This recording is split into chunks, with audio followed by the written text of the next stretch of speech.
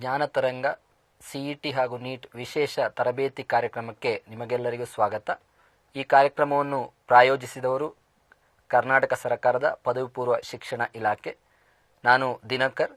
ಇವತ್ತು ಪ್ರಥಮ PUCಯ ಕೆಲವು ವಿಷಯಗಳನ್ನು ನಾವಿಲ್ಲಿ ಚರ್ಚಿಸಲಿಕ್ಕಿದ್ದೇವೆ. ಪ್ರಪ್ರಥಮವಾಗಿ mechanical properties of solids and fluids, ಇದರಲ್ಲಿ ಬರುವಂಥ ಕೆಲವು ವಿಷಯಗಳನ್ನು ಈಗ ನಿಮ್ಮ ಮುಂದಿಗೆ ಹಂಚಿಕೊಳ್ಳಲಿಕ್ಕಿದ್ದೇನೆ. ಪ್ರಥಮವಾಗಿ ಇಲ್ಲಿ ಬರೋದು ಇಲಾಸ್ಟಿಸಿಟಿ. ಇಲಾಸ್ಟಿಸಿಟಿಯನ್ನು ಡಿಸೈಡ್ ಮಾಡುವಂಥ ಫ್ಯಾಕ್ಟರ್ಗಳೇನೆಂದರೆ moduli of elasticities. So there are 3 ಮಾಡ್ಯುಲೈ.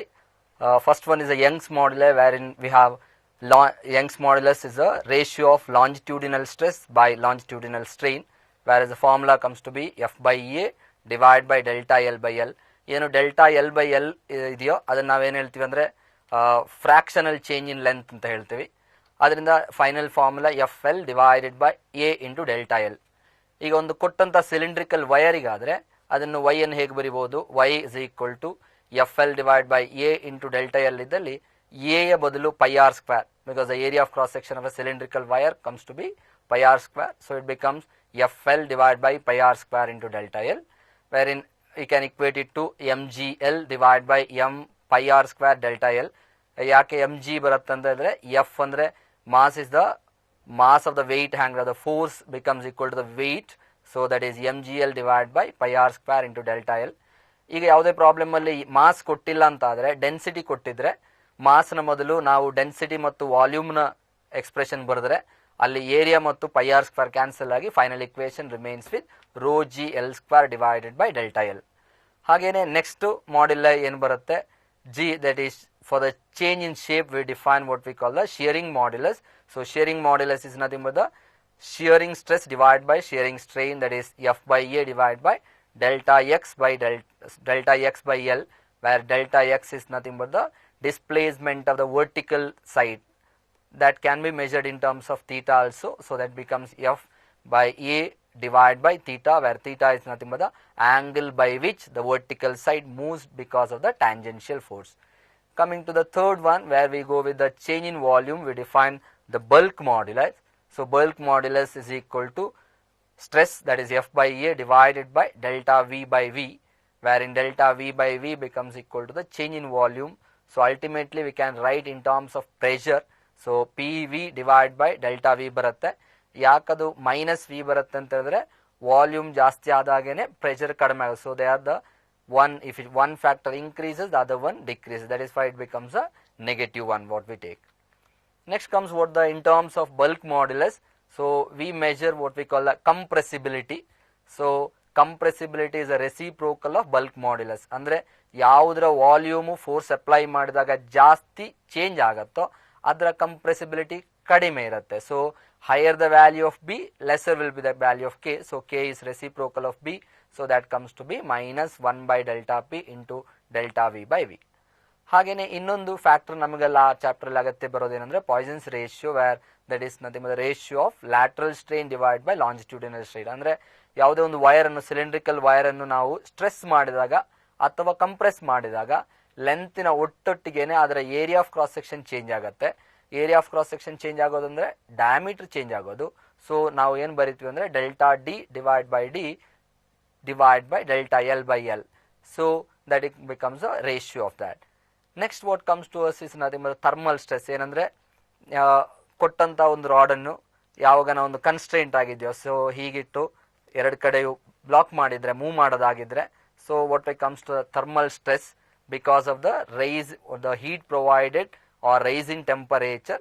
So ಅಲ್ಲಿ ನಮಗೆ ಯೂಸ್ ಆಗೋ ಫಾರ್ಮುಲಾ ಏನು ಬರುತ್ತೆ ಅಂದರೆ thermal stress is equal to Y alpha into delta T, where alpha stands for the coefficient of thermal expansion or the linear expansion.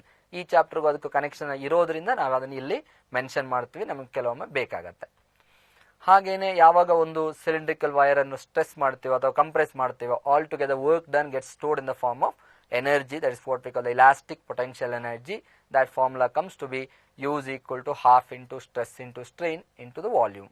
So ಅದನ್ನು ಬೇರೆ ಬೇರೆ ಫಾರ್ಮಲ್ಲಿ ಬರೆದ್ರೆ ಸ್ಟ್ರೈನ್ನ ಬದಲು ಯಾವುದು ಸ್ಟ್ರೆಸ್ಸಿನ ಬದಲು ಸ್ಟ್ರೈನನ್ನು ಹಾಕ್ಬೋದು, ಅದು ಯಂಗ್ಸ್ ಮಾಡ್ಯುಲಸ್ ಅಂತ ತರ್ಬೋದು. The formula comes to be half into Y into strain square into volume, ಅಥವಾ ಇನ್ನೊಂದು ಫಾರ್ಮಲ್ಲಿ ಬರೆದ್ರೆ half into stress square divide by y into volume ಬರಿಬೋದು. ಅಲ್ಲ ನಮಗೆ ಯಂಗ್ಸ್ ಮಾಡ್ಯುಲಸ್ ಕೊಟ್ಟಿಲ್ಲ, ಯಾವುದು ಕೊಟ್ಟಿಲ್ಲ ಅಂತ ಆದರೆ ನಮಗೆ ಇಕ್ವೇಶನ್ ಏನು ಚೇಂಜ್ ಇನ್ ಲೆಂತ್ ಮಾತ್ರ ಕೊಟ್ಟಿದ್ದಾರೆ ಅಂದರೆ ಈ ಫಾರ್ಮುಲಾನ ಹಾಕ್ಬೋದು. U is equal to half into load into elongation. Elongation is nothing but delta L. So ಈ ಫಾರ್ಮುಲಾ ಬೇಕಾದ ಕೊಟ್ಟ ಪ್ರಾಬ್ಲಮ್ ಅಲ್ಲಿ ಏನೇನು ಡಾಟಾ ಕೊಟ್ಟಿದ್ದಾವ ಅದನ್ನು ಯೂಸ್ ಮಾಡ್ಕೊಂಡು ನಾವು ಈ ಫಾರ್ಮುಲಾವನ್ನು ಯೂಸ್ ಮಾಡ್ಕೊಳ್ಬಹುದು. Next coming to the fluid part. When it comes to the fluid ನಮಗೆ ಬೇಕಾಗಿರುವಂಥ ಮೈನ್ ಕಾನ್ಸೆಪ್ಟ್ ಏನಂದ್ರೆ pressure due to a column of fluids. Pressure ಯಾವುದೇ ಒಂದು ಫ್ಲೂಯಿಡ್ ನ ಒಳಗಡೆ ನಾವು ಪಾಯಿಂಟ್ ಅಲ್ಲಿ ತಗೊಂಡ್ರೆ ಅಲ್ಲಿಯ ಪ್ರೆಷರ್ ಯಾವುದರಿಂದಾಗಿ ಫ್ಲೂಯಿಡ್ ಇಂದ ಮತ್ತು ಅಟ್ಮಾಸ್ಫಿಯರ್ ಇಂದಾಗಿರುತ್ತೆ. So fluid pressure inside the fluid ಅನ್ನು ನಾವು ಹೀಗೆ ಬರೀಬಹುದು, P is equal to P A plus rho G into H ಬರುತ್ತೆ. ಸೊ ಇದನ್ನು total pressure at a point inside the fluid ಅಂತ ಹೇಳ್ತೀವಿ. ಅದೇ ಪಿ ಎ ಅನ್ನು ಆ ಕಡೆ ತಗೊಂಡು ಹೋದ್ರೆ that is what we call gauge pressure. ನಾವು ಮೆಜರ್ ಮಾಡುವ ಇನ್ಸ್ಟ್ರೂಮೆಂಟ್ ಅಲ್ಲಿ ಬರುವ ಏನು ಪ್ರೆಷರ್ ಇದೆಯೋ that becomes gauge pressure, that becomes rho G into h. What is h? H is nothing but the height of the point where we measure from the free surface of the liquid. So ಅದು pressure ನ point ಬರುತ್ತೆ. So pressure varies with the density, varies with the height also. Next ನಮಗೆ ಆ pressure ನ point ಅಲ್ಲಿ ಬರೋದೇನಂದ್ರೆ Pascal's law, where in Pascal's law is nothing but the pressure form what the problem with the pressure how it changes. So Pascal's law ಏನು ಹೇಳುತ್ತೆ ಅಂದ್ರೆ ಯಾವುದೇ ಒಂದು ಲಿಕ್ವಿಡ್ ಅಲ್ಲಿ ನಾವು ಪ್ರೆಷರ್ ಅನ್ನು ಯಾವುದೋ ಒಂದು ಪಾಯಿಂಟ್ ಅಲ್ಲಿ ಪ್ರೆಷರ್ ಅನ್ನು ಚೇಂಜ್ ಮಾಡಿದ್ರೆ ಆ ಚೇಂಜ್ ಇನ್ ಪ್ರೆಷರ್ ಏನಾಗುತ್ತೆ, change in pressure through out the fluid ಗೆ ಅದು ಸ್ಪ್ರೆಡ್ ಆಗುತ್ತೆ equally, that is without any change. ಆ ಪ್ಯಾಸ್ಕಲ್ಸ್ ಲಾನ ಪ್ರಿನ್ಸಿಪಲ್ ಅಲ್ಲಿ ಏನ್ ಬರೀತೀವಿ ನಾವು ಹೈಡ್ರಾಲಿಕ್ ಲಿಫ್ಟ್ ನ ವರ್ಕ್ ಅನ್ನು ಎಕ್ಸ್ಪ್ಲೈನ್ ಮಾಡ್ತೇವೆ. ಆ ಪ್ರಾಬ್ಲಮ್ ಬಂದಾಗ ನಾವು F1 by A1 is equal to F2 by A2 ಅಂತೇಳಿ ಬರೀತೇವೆ. So that is where we will apply the Pascal's law. The pressure change in pressure is transmitted throughout the fluid without any change ಅಂತ ಹೇಳ್ತೀವಿ. So ಹಾಗೆ next point ಬಂದ್ರೆ that is what comes to Archimedes principle. So whenever it comes to Archimedes principle ಏನನ್ನು ಕೊಡುತ್ತೆ ಅಂತ ಹೇಳಿದ್ರೆ ನಮಗೆ ಒಂದು ವಸ್ತು ಯಾವಾಗ ಫ್ಲೂಯಿಡ್ ಅಲ್ಲಿ ಮುಳುಗಿದ್ರೆ, whenever an object or a solid is immersed in a liquid or a fluid, it appears as if it is losing a part of weight, that is what we call the apparent loss of weight ಅಂತ ಹೇಳ್ತೀವಿ. ಆ apparent loss of weight ಅನ್ನು calculate ಮಾಡಬೇಕಾಗಿರುವಂತ principle what the Archimedes principle ಬರುತ್ತೆ. What he says, the weight of the displaced liquid is equal to the loss of weight or the apparent weight ಅಂತ ಹೇಳ್ತೀವಿ. So ಆ principal ತಗೊಂಡು ನಮಗೆ calculation ಮಾಡೋಕ್ಕಾಗತ್ತೆ. Next principle of ಬಯಾನ್ಸಿ ಅಂದ್ರೆ ಯಾವಾಗ ಒಂದು liquid ನ ಒಟ್ಟಿಗೆ ಇನ್ನೊಂದು ಸರ್ಫೇಸ್ ಕಾಂಟ್ಯಾಕ್ಟ್ ಬರುತ್ತೋ ಅಥವಾ whenever an object is immersed in a fluid, the fluid exerts an upward thrust, that force is called the buoyant force. Because of the buoyancy the object the floats or immerse, everything depends on that. So law of flotation, ಯಾವಾಗ object float ಆಗುತ್ತೆ, condition for flotation ನಾವು ತಿಳ್ಕೊಳ್ಬೇಕು. Next, coming to the another property of the fluids, static property, there is a surface tension. Surface tension is numerically, how to measure it is nothing but, so total force on either side of an imaginary line drawn on the liquid drop by the length of the line. So ಅದನ್ನು ಇನ್ನೊಂದು ತರ ಬರೆದ್ರೆ surface energy per unit area. ಬೇರೆ ಬೇರೆ ಫಾರ್ಮುಲಾದಲ್ಲಿ ಅಥವಾ ಬೇರೆ ಬೇರೆ ರೀತಿಯಲ್ಲಿ ನಾವು ಇದನ್ನು ಸರ್ಫೇಸ್ ಟೆನ್ಷನ್ ಅನ್ನು ಡಿಫೈನ್ ಮಾಡಬಹುದು. ನಮಗೆ ಟೋಟಲಿ ಬೇಕಾಗಿರೋದೇನೆಂದ್ರೆ what is surface tension? That is the force which helps a liquid drop to have stretched property of the free surface. Coming to the consequence of that surface tension, when a soap bubble or else inside a bubble, ನಾವು ಒಂದು bubble ನೋಡಿದ್ರೆ ಆ bubble ನ ಹೊರಗಡೆ ಒಂದು pressure difference ಇದೆ. ಆ pressure difference ನಾವೇನು ಹೇಳ್ತೀವಿ ಅಂದ್ರೆ excess pressure of the bubble, that is equal to 4s divided by r, that is s stands for the surface tension and r stands for the radius of the bubble. Next, coming to the drop, liquid drop ತಗೊಂಡ್ರೆ liquid ಡ್ರಾಪ್ಗೆ excess ಪ್ರೆಷರ್ಗೆ formula ಏನು ಬರುತ್ತೆ? P minus PS is equal to 2s divided by r. ಅಂದ್ರೆ ಬಬಲ್ಗೆ ಮತ್ತು liquid ಡ್ರಾಪ್ಗೆ excess pressure ಏನಂತ ಹೇಳಿದ್ರೆ bubble ನ excess pressure double the excess pressure of a drop ಇರುತ್ತೆ. ಅದೇ ಒಂದು ಸೋಪ್ ಬಬಲ್ ಅಥವಾ ಏರ್ ಬಬಲ್ ನೀರಿನ ಒಳಗಡೆ ಇದೆ ಅಂತ ಆದ್ರೆ, ಈಗ ಅಕ್ವೇರಿಯಂ ನ ಒಳಗಡೆ ಡ್ರಾಪ್ ಬಬಲ್ಸ್ ಬರುತ್ತೆ ಇರುತ್ತೆ, ಅಂತ ಕೇಸಸ್ ಅಲ್ಲಿ ಏನಾಗುತ್ತೆ? Excess pressure becomes equal to 2s divided by r. So that is for the bubble one. Coming to the another consequence, that is what we call the capillary rise or the capillary height. So h ಗೆ formula h is equal to 2s cos theta divided by rho rg ಇದೆ. ಈ height ಯಾವುದಕ್ಕೆ, ಇಲ್ಲಿ ತುಂಬಾ concept ಇದೆ. h ಯಾವಾಗ positive ಆಗುತ್ತೆ ಅಂತ ಬರುತ್ತೆ. ಈಗ h ಪಾಸಿಟಿವ್ ಆಗಬೇಕಾದ್ರೆ ಕಾಸ್ ಥೀಟಾ ಪಾಸಿಟಿವ್ ಆಗಬೇಕು.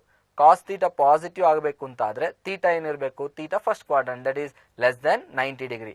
ಈ ಲೆಸ್ ದೆನ್ 90 ಡಿಗ್ರಿ ಆಗೋದು ಯಾವುದಕ್ಕೆ, those liquid which wets surface ಅಂತಿದೆ. Wets surface for example glass ಮತ್ತು ವಾಟರ್ ತಗೊಂಡ್ರೆ ದೇ ವಾಟರ್ ವೆಟ್ಸ್ ಸರ್ಫೇಸ್, ಆವಾಗ ಕಾಸ್ ಥೀಟಾ ಪಾಸಿಟಿವ್ ಬರುತ್ತೆ. So h is positive. That means whenever a capillary tube is immersed in a fluid, what happens, the water will rise in that. So when it rise, that is what we call h becomes positive ಆಗುತ್ತೆ. ಇವಾಗ ಕಾಸ್ theta negative ಬಂದ್ರೆ, cos theta negative ಬರಬೇಕಂದ್ರೆ theta value second quadrant ಅಲ್ಲಿ ಇರಬೇಕು. That is theta is greater than 90 degree. ಆವಾಗ ಏನ್ ಹೇಳ್ತೀನಿ ಅಂದ್ರೆ the liquid don't wet the surface. For example glass and mercury ತಗೊಂಡ್ರೆ, ಅಥವಾ ಒಂದು ತಾವರೆ ಎಲೆ ಮತ್ತು ನೀರನ್ನು ತಗೊಂಡ್ರೆ, ಸೊ ಅಲ್ಲಿ surface don't wet the surface, ಆವಾಗ cos theta becomes negative, h comes to be negative. That means when you dip a glass rod in a mercury, what happen, the level of mercury dips in the capillary tube. That is why h is coming to -1. So h is equal to, hagene idu h depends on radius of the capillary tube. So capillary tube na radius kadime ಆದಾಗೇನೆ capillary height ಜಾಸ್ತಿ ಆಗ್ತಾ ಹೋಗುತ್ತೆ. Density of the fluid ಕಡಿಮೆ ಆದಾಗೇನೆ h ಜಾಸ್ತಿ ಆಗುತ್ತೆ, ಅಥವಾ density ಜಾಸ್ತಿ ಆದಾಗೇನೆ h ಕಡಿಮೆ ಆಗುತ್ತಾ ಹೋಗುತ್ತೆ. So there are so many problems what you can expect here. h relation on s on theta r rho and g. You can vary different capillary tube use ಮಾಡಿದಾಗ h ಆಗುತ್ತೆ, ಅಥವಾ density same capillary tube ಅನ್ನು ಎರಡು liquid ಅಲ್ಲಿ ಬೇರೆ ಬೇರೆ liquid ಅಲ್ಲಿ submerge immerse ಮಾಡಿದ್ರೆ ಎಷ್ಟು ಹೈಟ್ ಆಗುತ್ತೆ. So all those you can solve by using this formula of h is equal to 2s cos theta divided by rho r into g. Next, coming to the fluid dynamics. Dynamics flow ಅಂತ ತಗೊಂಡ್ರೆ usually what we have the two types of flow, that is the streamline flow and the turbulent flow. ಯಾವುದನ್ನು decide ಮಾಡುವಂತ equation ಯಾವುದಂದ್ರೆ ಇದು a1v1 is equal to a2v2, where we will say the equation of continuity, wherein if this equation holds good, or this equation is valid at every cross section of the flow, then it is said to be streamline, otherwise it becomes a turbulent one ಅಂತ ಹೇಳ್ತೇವೆ. So ಈ equation ನಮಗೆ important. Next ಬರೋದು ಒಂದು ideal fluid ನ streamline ಫ್ಲೋದಲ್ಲಿ conservation of ಎನರ್ಜಿಯ concept ಅನ್ನು ಇಟ್ಕೊಂಡಿರೋದು Bernoulli's principle, where in p by rho plus g into h plus half v square is equal to a constant. ಕೆಲವೊಮ್ಮೆ ನಮಗೆ ಕ್ವಶನ್ಸ್ ಅಲ್ಲಿ ಏನ್ ಕೊಡಬಹುದು ಅಂದ್ರೆ ಪ್ರೆಷರ್ ಹೆಡ್ ಅಂತ ಕೊಡಬಹುದು, ಅಥವಾ ಗ್ರಾವಿಟೇಷನ್ ಹೆಡ್ ಅಂತ ಕೊಡಬಹುದು, ಅಥವಾ ವೆಲಾಸಿಟಿ ಹೆಡ್ ಅಂತ ಕೊಡಬಹುದು. ಇದು ಟರ್ಮ್ ಯೂಸ್ ಮಾಡಿರೋದು ಯಾವುದಕ್ಕಂದ್ರೆ ಇದಕ್ಕೆ p divided by rho g is called the pressure head and h is called the gravitational head, and this half v square by g, that is called the velocity head. ಇದೆಲ್ಲವೂ ಬರ್ನಾಲಿಸ್ principal ನ ಇಕ್ವೇಶನ್ಗಳು. p by rho plus gh plus half v square is equal to a constant. ನಾವಿದನ್ನು, even though this is applicable for an ideal fluid, with some approximation we apply it for the normal fluid also. Coming to a Torsoless theorem or the Torsoless equation, speed of an efflux. So ಒಂದು column ಯಾವುದು water fluid ಯಾವುದರಲ್ಲಿ cylindrical ಅಥವಾ ಒಂದು tank ಅಲ್ಲಿ ನೀರಿದ್ರೆ at any some point h height ಅಲ್ಲಿ ನೀವು ಒಂದು ತೂತ್ ಮಾಡಿದ್ರೆ ಎಷ್ಟು ವೆಲಾಸಿಟಿ ಸ್ಪೀಡ್ ಇರುತ್ತೆ ಆ ವಾಟರ್ ಜೆಟ್ ಇದು, that is v is equal to square root of 2gh. Coming to the viscosity, another property, that is frictional property shown by what we call the fluids, we can write F is directly proportional to A dV by dx, where dV by dx we take this as what we call the velocity gradient. ಯಾವುದೇ term ಅನ್ನು something divided by distance becomes a gradient, just like now dV by dx ಅನ್ನು velocity gradient ಅಂತ ಹೇಳ್ತೀವಿ. ಅದೇ thermal properties chapter ಅಲ್ಲಿ d theta by dx ಬಂದಾಗ temperature gradient ಅಂತ ಹೇಳ್ತೀವಿ. So this becomes F is directly proportional to the viscous force, depends on area of cross section and depends directly on velocity of the velocity gradient. ಇಲ್ಲಿ F is equal to minus sign ಯಾಕಂದ್ರೆ it is an opposing force, so minus eta is called the coefficient of viscosity. ಈ viscosity property ಇಂದಾಗಿ ಬರುವಂತ ಅದು force ಏನಿದೆ ಅಥವಾ relation ಇದೆ, that is called the Stokes law, that is F is equal to 6 pi eta r into v, that is whenever a spherical body ಅಂದ್ರೆ ಅದು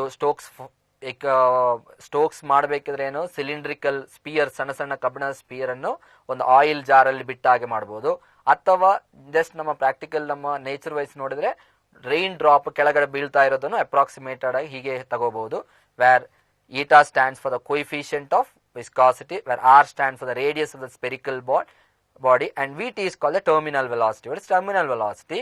ಯಾವಾಗ ಒಂದು ಸ್ಪೆರಿಕಲ್ ವಸ್ತು ಅಥವಾ ವಸ್ತು ಒಂದು ವಿಸ್ಕಸ್ ಮೀಡಿಯಂ ಅಲ್ಲಿ ಕೆಳಗೆ ಮೂವ್ ಆಗ್ತಾ ಇರತ್ತೋ ಅದು ಆಕ್ಸಿಲರೇಟ್ ಆಗ್ತಾ ಇರುತ್ತೆ, ಕೆಳಗಡೆ ಯೂನಿಫಾರ್ಮ್ ಆಕ್ಸಿಲರೇಟ್ ಆಗಿರ್ತಾ ಇರುತ್ತೆ. ಥಿಯರಿ ಪ್ರಕಾರ ಏನಾಗಬೇಕು, ಜಸ್ಟ್ ಆಕ್ಸಿಲರೇಷನ್ ಕೆಳಗಡೆ ಮಾತ್ರ ತಗೊಂಡ್ರೆ it's velocity goes on increasing, but due to the upward thrust or the viscous thrust shown by the fluid, the velocity at certain condition or certain or the distance when it travels, the velocity becomes a constant, and that velocity is called the terminal velocity. So constant velocity attained by a spherical body when it moves in a viscous medium is called the what we call the terminal velocity. A terminal velocity formula ಏನು ಬರುತ್ತೆ, vt is equal to 2 by 9 r square into rho is nothing but the density of the solid minus sigma, where sigma is nothing but the density of the fluid into g divided by sigma. ನಾವು ಈ full formula ನೆನಪಿಟ್ಕೊಳ್ಳೋದಿದ್ರು V T ಯಾವುದೆಲ್ಲ ಟರ್ಮಿನ ಮೇಲೆ depend ಆಗಿದೆ ಅಂತ ಬೇಕು. ಒಂದು, it depends on the radius, so v t is directly proportional to square of the radius. Next one, vt directly depends on the difference between the densities, and vt is inversely proportional to the coefficient of viscosity.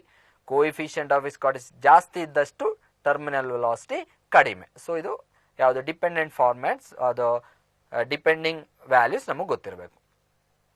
ಈಗ ನಾವು ಕೆಲವು ಪ್ರಾಬ್ಲಮ್ಗಳನ್ನು solve ಮಾಡೋಣ ಈ chapter ಇದ್ದು. The first problem ಅಲ್ಲಿ ನೋಡಿ, the Young's modulus of a steel is twice that of the brass. 2 wires of the same length and same area of cross section. So length of brass and length of steel is same area of cross section ಇದೆ, ಅಂದ್ರೆ area of cross section of steel and is equal to area of cross section of the brass. One steel and another brass are suspended from the same roof.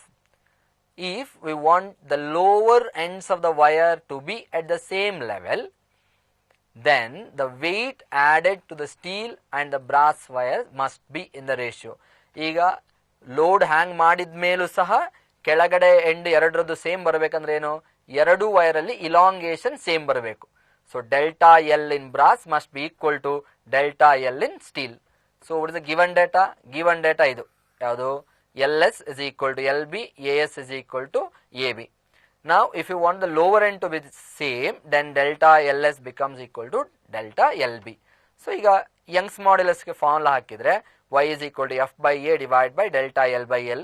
Rearrange ಮಾಡ್ಕೊಳ್ಳಿ, ಅವಾಗ ಏನ್ ಬರುತ್ತೆ, f into l divide by a into delta l. ಯಾಕೆ ಇದನ್ನು bracket ಅಲ್ಲಿ ಹಾಕಿದ್ದೇನೆ ಅಂದ್ರೆ ಎಲ್ಲೂ constant, a you constant, delta l constant, ಯಾಕಂದ್ರೆ ಎಲ್ಲದರಲ್ಲೂ ಸೇಮ್. ಸೊ ಏನಾಗುತ್ತೆ, Young's modulus is directly proportional to the force. So I can write as weight, force ಅಂದ್ರೆ ಯಾವ್ದ್ರದ್ದು, ಹ್ಯಾಂಗ್ ಮಾಡಿದಂತ weight.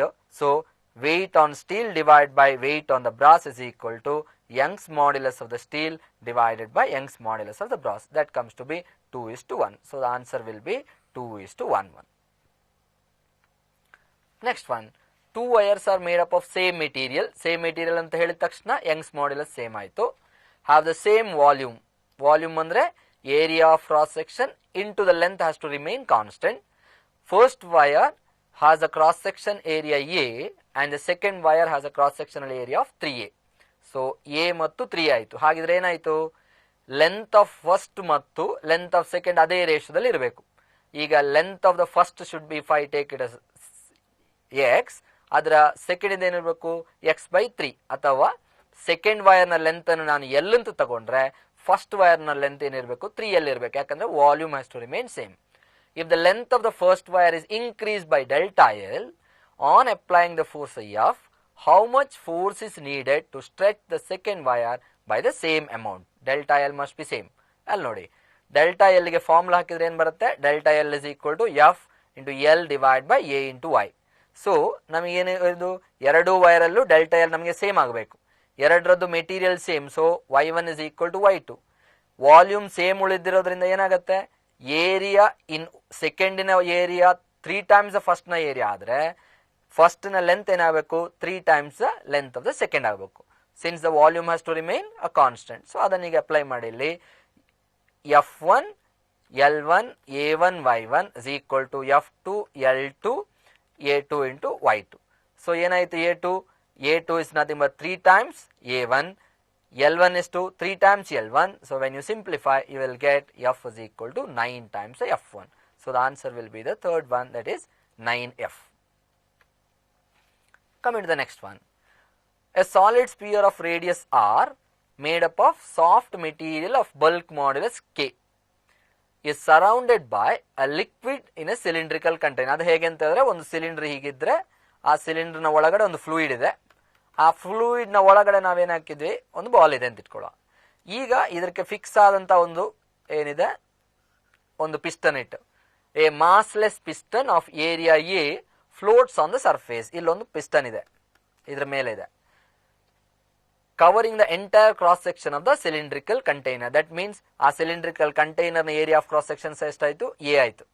When a mass of M is placed on the surface of the piston to compress the liquid, the fractional decrease in the radius. ಇವಾಗ ಇದ್ರ ಮೇಲೆ load M ಇಟ್ಟಾಗ ಏನಾಗುತ್ತೆ, ಈ piston ಕೆಳಗೆ ಬರುತ್ತೆ. ಅಂದ್ರೆ ಏನಾಯಿತು, ಈ ಲಿಕ್ವಿಡ್ ಕಂಪ್ರೆಸ್ ಆಯಿತು. ಯಾವಾಗ ಈ ಲಿಕ್ವಿಡ್ ಕಂಪ್ರೆಸ್ ಆಗತ್ತೋ ಆವಾಗ ಈ ಸ್ಪಿಯರ್ನ ರೇಡಿಯಸ್ ಏನಾಗಬೇಕು, ರೇಡಿಯಸ್ ಆಟೋಮ್ಯಾಟಿಕ್ ಆಗಿ ಕಡಿಮೆ ಆಗಬೇಕು. ಸೊ ಇಲ್ಲಿ ನಮಗೆ ಬೇಕಾಗಿರೋದೇನು, ನಮಗೆ ಕೇಳಿರೋದು dr/r. ಈಗ dr/r ಇದರ ರೇಡಿಯಸ್ ಎಷ್ಟು ಕಡಿಮೆ ಆಗುತ್ತೆ ಅಂತ ನೋಡಬೇಕು ಅಂತಿದ್ರೆ, we have to get what is the change in the volume, because we are given with the k, where k stands for the bulk modulus which relates the change in volume. So from the value of the k we will get the change in volume, that is delta V by V. Once we get the delta V by V, we will get what is delta R/R. So ಇಲ್ಲಿ ನೋಡಿ ಏನಾಗುತ್ತೆ, K bulk modulus formula ಏನು, force is mg weight divided by area of cross section A divided by fractional change in volume, that is delta V by V ಅಥವಾ dV by V. ಇವಾಗ ಇದನ್ನು rearrange ಮಾಡಿದರೆ mg into A dV by V, ನಮಗೆ dV by V ಬೇಕು, so we will get that dV by V. dV by V becomes equal to mg divided by A into k. Whereas we have dV by V is equal to 3 times dr by V. ಯಾಕೆ ಅಂತ ಹೇಳಿದ್ರೆ volume is equal to 4/3 pi r cube. ಈಗ ನಾವು errors and measurement ಅಲ್ಲಿ first chapter ಅಲ್ಲಿ ಕಲಿತೀವಿ, if some y is equal to x to the power n, then dy by y is equal to n times dx by x. So ಆ ತರ ತಗೊಂಡ್ರೆ ನಾನು dV by V, so dV by V will be equal to 3 times the dr by r. ಇದನ್ನು differentiate ಮಾಡಿದರೆ, so we can rearrange this and we will get it as dr by r is equal to mg divided by 3ak. So ಇಲ್ಲಿ first ಒಂದು ನಮ್ಗೆ ಬೇಕಾಗಿರೋದು bulk ಮಾಡ್ಯುಲಸ್ನ concept, ಇನ್ನೊಂದು bulk ಮಾಡ್ಯುಲಸ್ನ concept ಸಿಕ್ಕಿದ ಮೇಲೆ next dependence of the volume with the radius. So V is directly proportional to cube of r cube, that is why dV, that is change in volume, will be equal to 3 times change in dr by r, ಅಥವಾ dr by r is equal to 1/3 of dV by V. So that is mg divided by 3ak. So option will be the second one. Coming to the next question, next question. A small block of wood of relative density 0.5 is submerged in water. When the block is released, it starts moving upward. The acceleration of the block is. So ಇಲ್ಲಿ ನಮಗೆ ಏನು ಕೊಟ್ಟಿದ್ದಾರೆ, ಅಲ್ಲಿ relative density ಕೊಟ್ಟಿದ್ದಾರೆ. So when it comes the relative density is the ratio, ಅಂದರೆ ಒಂದು ಕೊಟ್ಟ ವಸ್ತುವಿನ ಡೆನ್ಸಿಟಿಯನ್ನು ವಾಟರ್ನ ಡೆನ್ಸಿಟಿ ಕಂಪೇರ್ ಮಾಡಿ ಕೊಡೋದು, that is what we call the relative density. So ಈಗ ಅದು ಮೇಲೆ ಹೋಗಬೇಕಿದ್ರೆ, ಒಂದು ವಸ್ತು ಸಬ್ಮರ್ಜ್ ಮುಳುಗಿತ್ತು, ಅದನ್ನು ಬಿಟ್ಟ ತಕ್ಷಣ ಏನಾಗುತ್ತೆ, ಅದು ಮೇಲಕ್ಕೆ ಏರಿ ಬರುತ್ತೆ. So it comes with a certain acceleration. So what is that acceleration? So ನಾವೀಗ ಆಕ್ಸಿಲರೇಷನ್ ಫೈಂಡ್ ಔಟ್ ಮಾಡಬೇಕಿಂತಂದ್ರೆ ನಮಗೆ ಆ ವಸ್ತುವಿನ ಮೇಲೆ ಬೀಳುವಂತ ನೆಟ್ ಫೋರ್ಸ್ ಯಾವುದು ಅಂತ ಬೇಕು. ಸೊ ಈಗ ನೆಟ್ ಫೋರ್ಸ್ ಅಂತ ತಗೊಂಡ್ರೆ ಆ ಆಬ್ಜೆಕ್ಟ್ ಅಥವಾ ಆ ವಸ್ತುವಿನ weight it is acting downward and the force what the upthrust of the fluids they are pushing it upward. So net force ಯಾವ ಕಡೆಗಿದೆ, ವಸ್ತು ಮೇಲ್ಗಡೆಗೆ ಆಕ್ಸಿಲರೇಟ್ ಆಗ್ತಾ ಇರೋದ್ರಿಂದಾಗಿ ಏನಾಗುತ್ತೆ, ಅದರ ನೆಟ್ ಫೋರ್ಸ್ ಮೇಲ್ಗಡೆಗಿದೆ. So you can write it as net upthrust minus the weight divided by the mass, that will give you the acceleration. So coming to the acceleration, so acceleration is equal to upthrust minus weight. Okay, that is called the net force. So net force acting on the body becomes equal to this divided by the mass.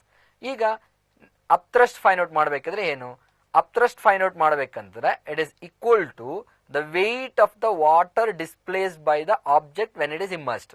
ಎಷ್ಟು ನೀರನ್ನು ಅದು displace ಮಾಡುತ್ತೆ, that is equal to the density of the volume, the density of water into the volume. That will give you what? That will give you the mass into the G. So density of the water into volume, that is mass of the water displaced into G, minus the weight which acts density of the solid into volume, it gives the mass of the solid into G. So altogether weight, idu upthrust ಮೇಲ್ಗಡೆದ್ದು, ಇದು weight of the object divided by the mass of the solid. Mass of the solid is density of the solid into volume. So volume ಎಲ್ಲ common ಇದೆ, so ಅದನ್ನು cancel ಮಾಡ್ಕೊಳ್ಬಹುದು. ನಮಗೆ relative density ಕೊಟ್ಟಿರೋದ್ರಿಂದ ನಾವು ratio ಬರ್ಕೊಳುವ. ಇದನ್ನೇನು ಮಾಡಿ, divide throughout by density of the water. So it becomes 1 minus density of the solid divide by the density of water divide by density of the solid by density of the water. So ಇದೇನು, this is nothing but the relative density. So it becomes 1 minus 0.5 divided by the 0.5 into the 10. Acceleration G ಅನ್ನು 10 ತಗೊಂಡಿದ್ದಾರೆ, 10 ಅಂತ ಕೊಟ್ಟಿದ್ದಾರೆ ಇಲ್ಲಿ. So you take it as a 10 one, then it becomes 10 meter per second square. So B answer will be the B1. Next, coming to the next question. Two non-mixing liquids of densities rho and n rho. ಎರಡು liquid ಇದೆ, ಒಂದರ density rho, ಇನ್ನೊಂದರದ್ದು n rho. They are not mixing one. So ಒಂದು ಇನ್ನೊಂದರ ಮೇಲೆ ನಿಲ್ಲತ್ತೆ, ಕೆಳಗಡೆ N rho ಮತ್ತು ಮೇಲ್ಗಡೆ ರೋ ಆಗಿ ನಿಲ್ಲತ್ತೆ. Where N is greater than 1 or put in a container. The height of the each liquid is h. Solid cylinder of length L and density D is put in this container. The cylinder floats with its axis vertical.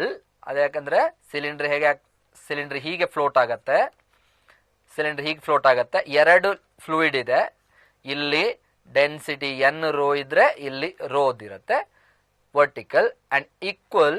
The length ಎಷ್ಟಿದೆ ನೋಡಿ, X L in the denser. So ಇದು total L ಆದ್ರೆ ಇದು X L ಇದೆ. So this will be the X L part. So what will be this part? This will be L minus XL. So this will be L minus XL ಬರುತ್ತೆ. So now what is the density D equal to? ಈಗ ನೋಡಿ ಅಲ್ಲಿ diagram ನೋಡಿ. So ಒಂದು weight F2 ಮೇಲ್ಗಡೆ, ಈಗ ಇದು the X L 1 minus X into L part, this is X L. So ಕೆಳಗಡೆ ಬೀಳ್ತಾ ಇರೋದೇನು, the weight of the cylinder falls downward and the net up thrust goes upward F2. So vertical ಆಗಿ ಅದು float ಆಗ್ತಾ ಇದೆ ಅಂತೇಳಿ ಏನಾಗಬೇಕು, F2 should be equal to the F1. So ಏನ್ ಬರುತ್ತೆ, F1 is equal to F2. ಈಗ weight ಬೇಕಾದ್ರೆ ಏನು, weight of the cylinder is equal to mass of the cylinder into g. Mass ನಮಗೆ ಕೊಟ್ಟಿಲ್ಲ, ಆದ್ರೆ ಸಿಲಿಂಡರ್ ನ ಮೆಟೀರಿಯಲ್ ನ ಡೆನ್ಸಿಟಿ ಡಿ ಅಂತ ಕೊಟ್ಟಿದ್ದಾರೆ, length l, area of cross section a. So this will give you the mass of the cylinder into g. So all together we got what is nothing but the weight of the cylinder which is acting downward. Now coming to the upthrust given. Upthrust is provided by one liquid, this one, and another liquid, this. So the upthrust due to the heavier liquid, so n into rho, the density, into the length xl into area of cross section. So this will give you mass of the liquid displaced by the cylinder in the denser liquid into G. That gives you the total upthrust because of the denser liquid. Coming to the rarer liquid, density is rho, length is 1 minus x into L, and A is the area of cross section. So now this will give you the total upthrust provided by the rarer liquid. So ಈಗ common terms ಅನ್ನೆಲ್ಲ cancel ಮಾಡಿ ನಮಗೆ D is equal to n into rho into x plus rho into 1 minus x ಅಂತ ಬರುತ್ತೆ. ಆವಾಗ ಏನು ಬರುತ್ತೋ, simply ಯಾವುದು common term ಅನ್ನು ಹೊರಗೆ ತೆಗೆದು density into 1 plus n minus 1 into x. So that will be the answer. The option will be the third one, 1 plus n minus 1 into x into rho. Coming to the next question, ನೋಡಿ, the cylindrical tube, ನಮ್ಮ ಹತ್ರ ಒಂದು tube ಇದೆ, cylindrical tube of spray pump, ನಮ್ಮ spray pump ಅಲ್ಲಿ ಇದ್ದಾಗೆ has a radius of r. So ಒಂದು ಕಡೆಯಲ್ಲಿ ಏನಿದೆ, ಹೀಗೆ ಸಿಲಿಂಡ್ರಿಕಲ್ ಪಂಪ್ ಅಲ್ಲಿ ಇದರ radius, so the radius of this will be the r1. So this will be the radius. At the other end ಈ ಕಡೆ ಎಂಡಲ್ಲಿ ಏನಿದೆ, ಈ ಕಡೆ ಎಂಡಲ್ಲಿ ಸಣ್ಣ ಸಣ್ಣ ಹೋಲ್ಸ್ ಇದೆ.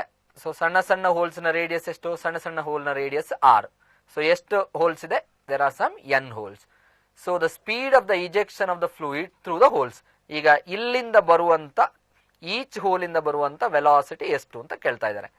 Simple question. ಯಾಕಂತ ಹೇಳಿದ್ರೆ ಇಲ್ಲಿಂದ ಎಷ್ಟು ವಾಟರ್ ಒಳಗೆ ಬರುತ್ತೋ ಅಷ್ಟೇ ವಾಟರ್ ಇಲ್ಲಿ ಹೊರಗೆ ಬರೋದು. That is will go with what we call the equation of ಕಂಟಿನ್ಯೂಟಿಯಲ್ಲಿ area of cross section into the velocity at one part should be equal to area of cross section of the second part into the velocity v2. So again barutte area of cross section ge formula pi r square. So pi r square into v, that is velocity at one end, r iddalli velocity, is equal to each hole na radius r adre total area of cross section will be equal to n into pi r square. Pi r square ಅಂದ್ರೆ ಒಂದು hole ನ area ಅಂತ n hole ನ area ಸೇರಿದಾಗ ಏನು ಸಿಗುತ್ತೆ? Total areas ಬಂತು. That will B n pi r square into v. So velocity v will be equal to r square v divided by n r square. So option will be the third one, v r square divided by n r square. Coming to the next one. Two capillary tubes P and Q are dipped in water. The height of the water level in capillary tube P is 2/3 to the height of the capillary tube Q. The ratio of their diameters. ಈಗ ಎರಡು P ಮತ್ತು Q tubes ಅನ್ನು they have dipped in water. So density is the same. So G is anyhow the constant acceleration due to gravity. So what? The H will depend on the radius of that. So two capillary tubes are dipped in water. The height P is 2/3 of that. Then you are asked to find the diameter, ratio of diameter. Ratio of diameter ಬೇಕು ಅಂತಾದ್ರೆ ನಾವು ratio of radius first ತಗೊಳ್ಳುವ. Radius ತಗೊಂಡ್ಮೇಲೆ ನಮಗೆ will get the ratio of the diameter. So see, R is directly proportional to 1 by H, where RP by RQ is equal to HQ divided by HP. That will be equal to H by 2/3 of H. So H gets cancelled, 3 goes up 3 by 2. So radius ನ ratio ಎಷ್ಟಿರುತ್ತೋ ಅಷ್ಟೇ diameter ನ ratio ಇರೋದು. So it will B 3:2. A small sphere of radius r falls from rest in a viscous fluid. So viscous fluid ಅಲ್ಲಿ ಆ spear drop ಆಗ್ತಾ ಇರಬೇಕು, ಏನಾಗುತ್ತೆ? opposite direction ಅಲ್ಲಿ viscous force apply ಆಗುತ್ತೆ. So as a result heat is produced due to the viscous force. The rate of heat production of heat when the sphere attains the terminal velocity. Terminal velocity attain ಮಾಡಿದಾಗ ಎಷ್ಟು heat produce ಆಗುತ್ತೆ? So heat produce ಮಾಡಿದ್ದು, that is rate of production of heat, that is you can go with power or else the work done divided by time. So rate of heat, that is nothing but the power, so that is work done divided by time. So for that work done by time ಗೆ power find out ಮಾಡಲಿಕ್ಕೆ ಪವರ್ಗೆ ನಮಗೆ direct formula ಇದೆ. ಏನು? ಪವರ್ಗೆ ಒಂದು work energy, ಯಾವುದು work power energy chapter ಒಂದು ಫಾರ್ಮುಲಾ ಇದೆ. F dot V will give you the power. So where F stands for here, F stands for the viscous force and V T is terminal velocity. Terminal velocity V ಟಿಗೆ formula 6 pi eta r into v velocity V T. So final ಆಗಿ power ನ relation ಏನ್ ಬರುತ್ತೆ? 6 pi eta r into v t square. ಈಗ ನಮಗೆ full formula ಹಾಕೊಂಡು calculate ಮಾಡ್ಲಿಕ್ಕೆ ಏನಿಲ್ಲ, ಡಿಪೆಂಡೆನ್ಸ್ ಕೇಳಿರೋದು. ನಮಗೆ ವಿ ಟಿಗೆ ನಾನಾಗ ಫಾರ್ಮುಲಾ ಬರ್ದಿದ್ದೆ. ಏನು? ವಿ ಟಿಗೆ ಫಾರ್ಮುಲಾ ನೋಡಿದಾಗ v t is directly proportional to square of the radius of the spherical body. So v t is square of the radius and power is square of the Vt. So it becomes r to the power 4. r to the power 4 ಇಲ್ಲಿ ಬರುತ್ತೆ, ಮತ್ತೊಂದು r ಇಲ್ಲಿರುತ್ತೆ. So power will be directly proportional to r to the power 5. So answer will be this one. The rate of heat production will be directly proportional to r to the power 5. So option will be the first one. So ಇದು ಇಷ್ಟು ನಮ್ಮ mechanical properties ಮತ್ತು mechanical properties of solids ಮತ್ತು fluids ಇದ್ದು. ಬಾರಿ sample questions ಮಾತ್ರ ನಾವು ಹೇಳಿದ್ದೀನಿ ಇಲ್ಲಿ, ಯಾಕಂದ್ರೆ ಟೈಮ್ ನ ಕನ್ಸ್ಟೆಂಟ್ ಇದೆ. So will next go to the thermal properties of matter. So in the thermal properties of the matter first ನಮಗೆ ನಮ್ಮ ಸಿಲೆಬಸ್ ಅಲ್ಲಿ ಇರೋದೇನೆಂದ್ರೆ ಹೀಟ್ ಅಂಡ್ ಟೆಂಪರೇಚರ್ ಬಗ್ಗೆ. ಸೊ ಟೆಂಪರೇಚರ್ ಮೆಷರ್ಮೆಂಟ್ ಸ್ಕೇಲ್ ನಮ್ಮ ಹತ್ರ ಏನಿರೋದು, ಲಿಕ್ವಿಡ್ ಇನ್ ಗ್ಲಾಸ್ ಥರ್ಮೋಮೀಟರ್ ನ ಬಗ್ಗೆ ಸ್ವಲ್ಪ ಎಕ್ಸ್ಪ್ಲನೇಷನ್ ಇದೆ. ನಮಗೆ ಬೇಕಾಗಿರುವಂತ ಯಾವುದೋ ಪ್ರಾಬ್ಲಮ್ ಸಾಲ್ವ್ ಮಾಡಲಿಕ್ಕೆ ಬೇಕಾಗಿರೋಂಥ ರಿಲೇಷನ್ ಇದು. ನಾವು ಯಾವುದೇ ಥರ್ಮೋಮೀಟರ್ನು ನಾವೇ ಡಿಸೈನ್ ಮಾಡಿಕೊಂಡ್ರೆ ಅಲ್ಲಿ ಏನಿರಬೇಕಂದ್ರೆ ಒಂದು ಲೋವರ್ ಫಿಕ್ಸೆಡ್ ಪಾಯಿಂಟ್ ಇಡಬೇಕು, ಇನ್ನೊಂದು upper fixed point. So here conversion of temperature formula what we have is temperature measured in one scale minus lower fixed point divided by number of division. ಈ number of divisions ಬರೆಯೋ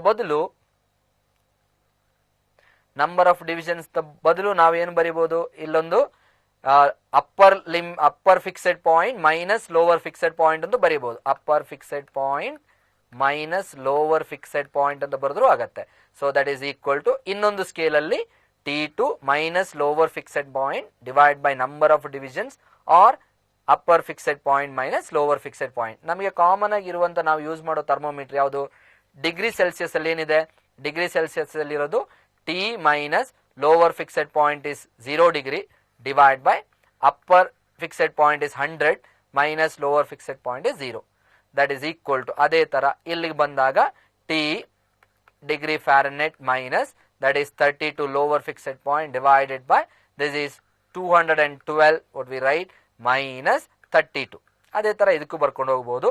so ಇಲ್ಲಿ k minus 273 ಇದರದ 100 divisions. So all together ಏನ್ ಬರುತ್ತೆ, ಇದನ್ನು ಹೀಗೆ convert ಮಾಡ್ಕೊಂಡು ಬಂದ್ರೆ T degree Celsius divided by 100 T minus 32 divided by 180, ಯಾಕಂದ್ರೆ ಇಲ್ಲಿ 180 ಡಿವಿಷನ್ ಇದೆ.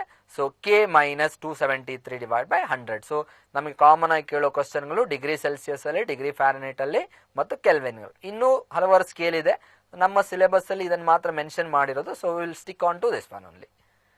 So coming to the effect of heat. So first one what the thermal expansion, change in the dimension of object. First would we go with the linear expansion, ಅಂದ್ರೆ linear object ಅಲ್ಲಿ ಹೇಗೆ ಅದರ dimension change ಆಗುತ್ತೆ ಅಂತ ತಗೊಂಡ್ರೆ we will define what we call the coefficient of linear expansion, that is delta l divided by l naught into delta T. ನಾವಿಲ್ಲಿ ಈ delta L by L ಅನ್ನು ಏನ್ ತಗೊಳ್ತೀವಿ ಅಂದ್ರೆ usually we call it as a fractional change in length divided by change in temperature. So ಇದೇ equation ಇಂದ length of the or the object when there is a change in the temperature, when the initial length is L naught, we write is L is equal to L naught into 1 plus alpha into delta T. So that is for the relation. ಈಗ ಒಂದು 2-dimensional object ತಗೊಂಡ್ರೆ, say ಇದು linear object, 2-dimensional object ಆದರೆ we define what we call the areal expansion or superficial expansion. Same way, fractional change in area divided by the change in temperature. So for that comes to be fractional change in area divided by change in temperature. So that is this equation. Coming to the volume, ಈಗ 3-dimensional object ತಗೊಂಡ್ರೆ, ಸ್ಪಿಯರೋ, ಕ್ಯೂಬೋ, ಕ್ಯೂಬಾಯ್ಡೋ ಯಾವುದೇ ಇದನ್ನು ತಗೊಂಡ್ರೆ ಆವಾಗ the volume changes. So due to change in temperature, change in volume comes out.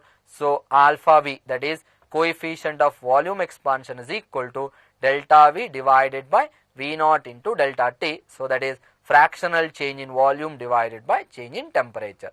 So ಇದು ನಮಗೆ ಬೇಕು ಅಗತ್ಯಕ್ಕೆ ನಮಗೆ ಗೊತ್ತಿರಬೇಕಾದ್ದು alpha A is equal to 2 times alpha L and alpha V is equal to 3 times alpha L.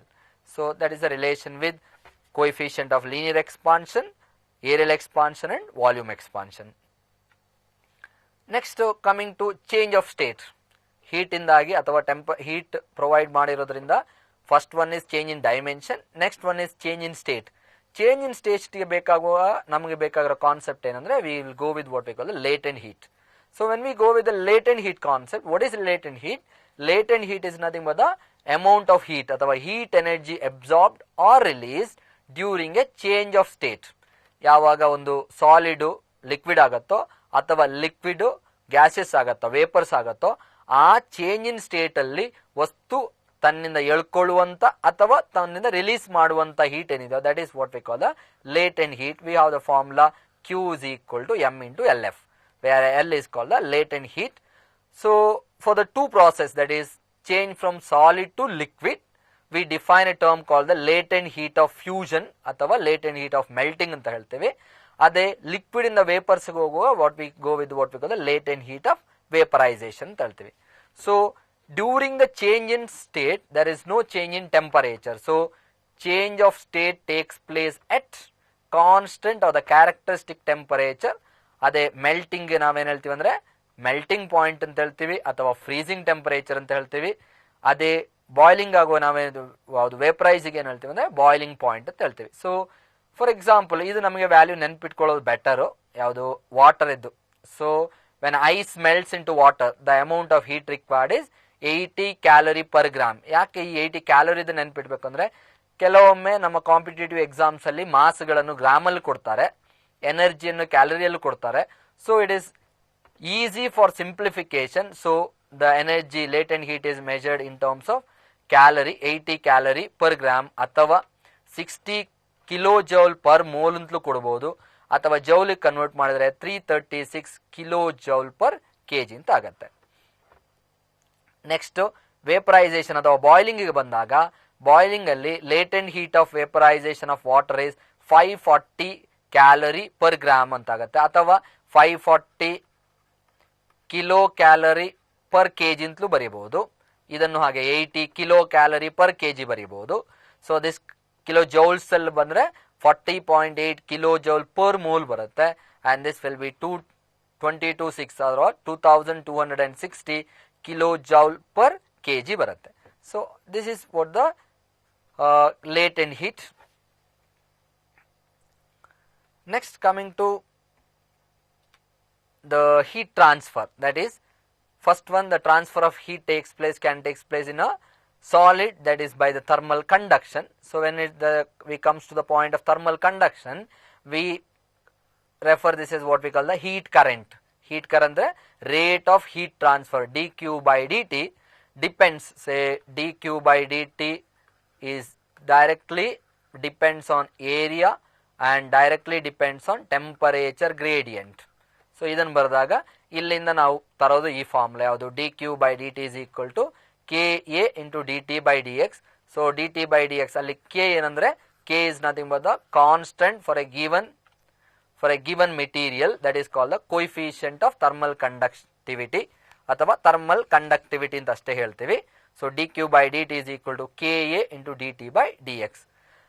ಇಲ್ಲಿ ನಾವು ಇದನ್ನು ಯಾವಾಗ ನಾವು ಥರ್ಮಲ್ ಕರೆಂಟ್ ಅಂತ ಹೇಳ್ತೀವೋ, ಥರ್ಮಲ್ ರೆಸಿಸ್ಟೆನ್ಸ್ ಅನ್ನು ಯಾವಾಗ ಎಲೆಕ್ಟ್ರಿಕಲ್ ರೆಸಿಸ್ಟೆನ್ಸ್ ಇದೆಯೋ ಅದೇ ತರ ನಾವು ಥರ್ಮಲ್ ರೆಸಿಸ್ಟೆನ್ಸ್ ಅನ್ನು ತರಬಹುದು. So R is equal to L divide by K into A. ಎಲ್ಲಿನ ಬದಲು ನಾನು ಇಲ್ಲಿ ಡಿ ಎಕ್ಸ್ ಬರೋದಿರೋದ್ರಿಂದ ಡಿ ಎಕ್ಸ್ ಹಾಕಿದ್ರು ತಪ್ಪಲ್ಲ, D X divided by K into A ಅಂತ ಬರೆದ್ರು ಒಂದೇ. That is length, this is A and this.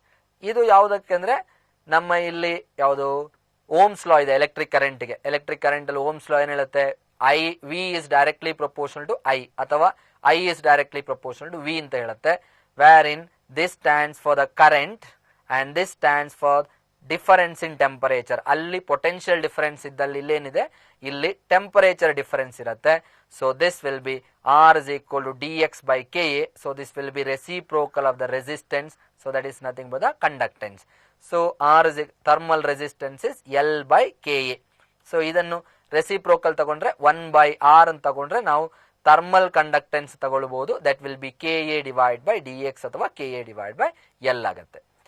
ಅದೇ ತರ ಯಾವಾಗ ಒಂದು ಕಂಡಕ್ಟರ್ಗೆ ನಾವು ರೆಸಿಸ್ಟೆನ್ಸ್ ಮೆನ್ಷನ್ ಮಾಡ್ತೀವೋ ಹಾಗೆ ಇಲ್ಲಿ ಸೀರೀಸ್ ಮತ್ತು ಪ್ಯಾರಲಲ್ ಆಗಿ ಕಂಬೈನ್ ಮಾಡಿದ್ರೆ, ಅಂದ್ರೆ ನನ್ನ ಹತ್ರ ಒಂದು ಮೆಟಲ್ ಯಾವುದು ಕಂಡಕ್ಟ್ ಮಾಡೋ ಸಾಲಿಡ್ ವಸ್ತು ರಾಡ್ ಹೀಗಿದೆ, ಇದು ಸೇ ಒನ್ ಮೆಟೀರಿಯಲ್ 1 ಆದ್ರೆ ಈಗ ಇನ್ನೊಂದು ಮೆಟೀರಿಯಲ್ ಸೇ M2 ತಗೊಂಡ್ರೆ ನಾನು, this is called the compound bar ಅಂತ ಹೇಳ್ತೀವಿ. ಇವಾಗ ಈ ಕಾಂಪೌಂಡ್ ಬಾರ್ ಹೇಗೆ ಹೀಟ್ ಅನ್ನು ಫ್ಲೋ ಮಾಡುತ್ತೆ ಅಥವಾ ಹೇಗೆ ಹೀಟ್ ಅನ್ನು ಕಂಡಕ್ಟ್ ಮಾಡುತ್ತೆ ಅಂತ ಹೇಳೋದಕ್ಕೆ ಈ ಇಕ್ವೇಶನ್ ನಮಗೆ ಉಪಯೋಗ ಬರುತ್ತೆ. ದಟ್ ಈಸ್ ಎಲ್ ಇಕ್ವಲೆಂಟ್ ಅಂದ್ರೆ ಇದರ length you can go on adding that the total length of the compound bar divided by effective thermal coefficient of the compound bar is equal to L1 by K1 plus L2 by K2 and so on. How many rods join? So that ಇಲ್ಲಿ ನಾವು simple ಕೇಸ್ಗೆ ನಮ್ಮ ಸಿಲೆಬಸ್ಗೋಸ್ಕರ ಏನು area of cross section ಎಲ್ಲಾ rod ಇದು same ತಗೊಂಡಿದ್ದೇವೆ. ಬೇರೆ ತಗೊಂಡ್ರೆ ಬೇರೆ ನಮಗೆ ಕಾಂಪ್ಲಿಕೇಶನ್ ಬರುತ್ತೆ, ಅಂದ್ರೆ ಸ್ಲೈಟ್ಲಿ ಕಾಂಪ್ಲಿಕೇಟೆಡ್ ಕೇಸ್. ಸೊ ನಮ್ಮ ಸಿಲೆಬಸ್ಗೆ ಇಷ್ಟಕ್ಕೆ ಸಾಕು. So will go with L equivalent by K equivalent. Coming to the parallel one, ಅಂದ್ರೆ ಒಂದು ರಾಡ್ ಹೀಗಿಡೋದು. Say if this is a one rod, we'll go with one more rod, we'll keep it like this. ಇಲ್ಲೇನ್ ಮಾಡೋದು, length ಅನ್ನು same ತಗೊಳ್ಳೋದು, area of cross section ಬೇರೆ ಬೇರೆ ಹೋಗೋದು. ಇದರ area of cross section A1 A2, ಇದರ ಮೆಟೀರಿಯಲ್ ನ ಕೋಎಫಿಷಿಯಂಟ್ K1 K2 ತಗೊಂಡ್ರೆ would we can go with K equivalent into A equivalent is equal to K1A1 plus K2A2. ಈ ಬೇರೆ ಬೇರೆ ಕೇಸ್ ಮಾಡಬಹುದು ನೀವು. L1 ಮತ್ತು L2 ಸೇಮ್ ಆದ್ರೆ ಏನಾಗುತ್ತೆ ಅಂತಂದ್ರೆ this becomes L by K1, this becomes L by K2, this becomes 2L. ಆವಾಗ L get ಕ್ಯಾನ್ಸಲ್ ಆಗುತ್ತೆ. ಇಲ್ಲೇನ್ ಬರುತ್ತೆ, ಇಲ್ಲಿ K1 plus K2 ಬರುತ್ತೆ, ಇಲ್ಲಿ K1 K2 ಬರುತ್ತೆ. ಸೊ ರೆಸಿಪ್ರೋಕಲ್ ತೆಗೆದಾಗ ಏನಾಗುತ್ತೆ, ಇದು K equivalent is equal to 2 times K1 K2 divided by K1 plus. So ಹೀಗೆ ಬರುತ್ತೆ, K equivalent is equal to 2 K1 K2 divided by K1 plus K2. ಇದು ಯಾವಾಗ ಬರೋದು ಅಂತ ಹೇಳಿದ್ರೆ if L1 and L2 are equal.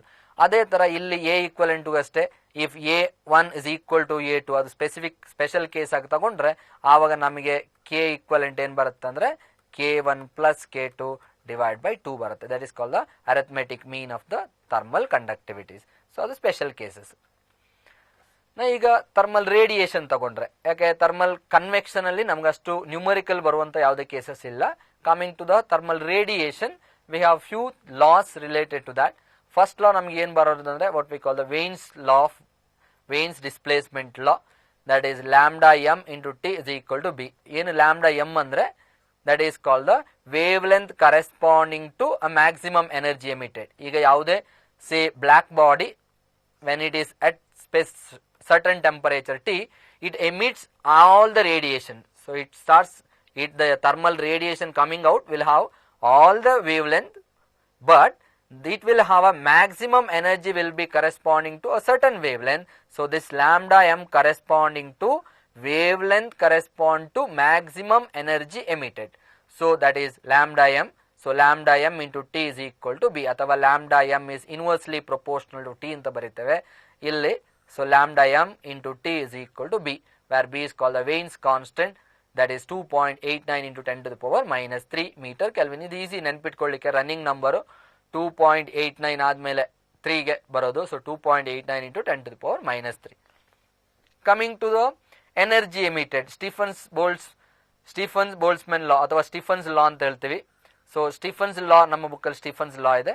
So Stephen's ಲಾ ಏನ್ ಹೇಳುತ್ತೆ ನಮಗೆ ಅಂತ ಹೇಳಿದ್ರೆ, ಸೊ ಇದು ಬೇಡ, ಸ್ಟೀಫನ್ಸ್ ಲಾ ನಮ್ಗೆ ಏನ್ ಕೊಡುತ್ತೆ, ಸ್ಟೀಫನ್ಸ್ ಲಾ ಕೊಡೋದು ಏನಂದ್ರೆ energy emitted per unit area per unit time. ಅಂದ್ರೆ energy emitted per unit area per unit time, ಅದನ್ನು ಯು ಎಲ್ ಬರಿದ್ದು. Energy emitted per unit area per unit time, ಅದನ್ನ ಅಥವಾ ಪವರ್ ಅಂತ ತಗೊಂಡ್ಬೋದು. ಎನರ್ಜಿ ಬೈ ಟೈಮ್ ಅನ್ನು ಪವರ್ ತಗೊಂಡ್ರೆ power emitted per unit area of a black body is directly proportional to T to the power 4 ಇದೆ, where E is called the emissivity, sigma is called the Stephen's constant, and T is nothing but what we call the temperature. So black body ಗೆ emissivity ಎಷ್ಟು ಅಂದ್ರೆ emissivity comes to be equal to 1. So perfect black body ಗೆ ಬರೆಯುವಾಗ ಈ equation ಅನ್ನು U is equal to sigma into T to the power 4 ಬರೆದಾಯ್ತು. Perfect black body ಅಲ್ಲದೆ ಇದ್ದಾಗ emissivity ಅನ್ನು ಈ ವ್ಯಾಲ್ಯೂ ಹಾಕಬೇಕು. The value of emissivity will be less than 1. It is 1 for a perfect black body, and for all other it will be less than 1. So U is directly proportional to the T to the power 4. Coming to the next one, how fast a body cools, that is given by the Newton's law of cooling. ನಮಗೆ Newton's law of cooling ನ statement ಪ್ರಕಾರ ಬರೋದು ಯಾವ formula ಅಂದ್ರೆ dq by dt is directly proportional to T minus T naught ಅಂತೇಳಿ. ಅದು minus ತಗೊಳ್ಬಹುದು ನಾವು, ಅಂದ್ರೆ ಕೂಲ್ ಆಗೋದು, ಹೀಟ್ ಕಳ್ಕೊಳ್ಳೋದು. So minus dq by dt is directly proportional to T minus T naught. ನಮಗೆ ನ್ಯೂಮರಿಕಲ್ ಅಲ್ಲಿ ಈ ಫಾರ್ಮ್ Q ಎನರ್ಜಿಯ ಫಾರ್ಮ್ ತುಂಬಾ ಯೂಸ್ ಆಗೋದಿಲ್ಲ, ಟೆಂಪರೇಚರ್ ಫಾರ್ಮ್ ಅಲ್ಲಿ. So Q can be return in terms of temperature, and we can write it in this form where it comes dt by T, change in temperature, the time taken, dt by T is equal to K into T minus T naught. So we can write this as dt ಅಂದ್ರೆ change in temperature.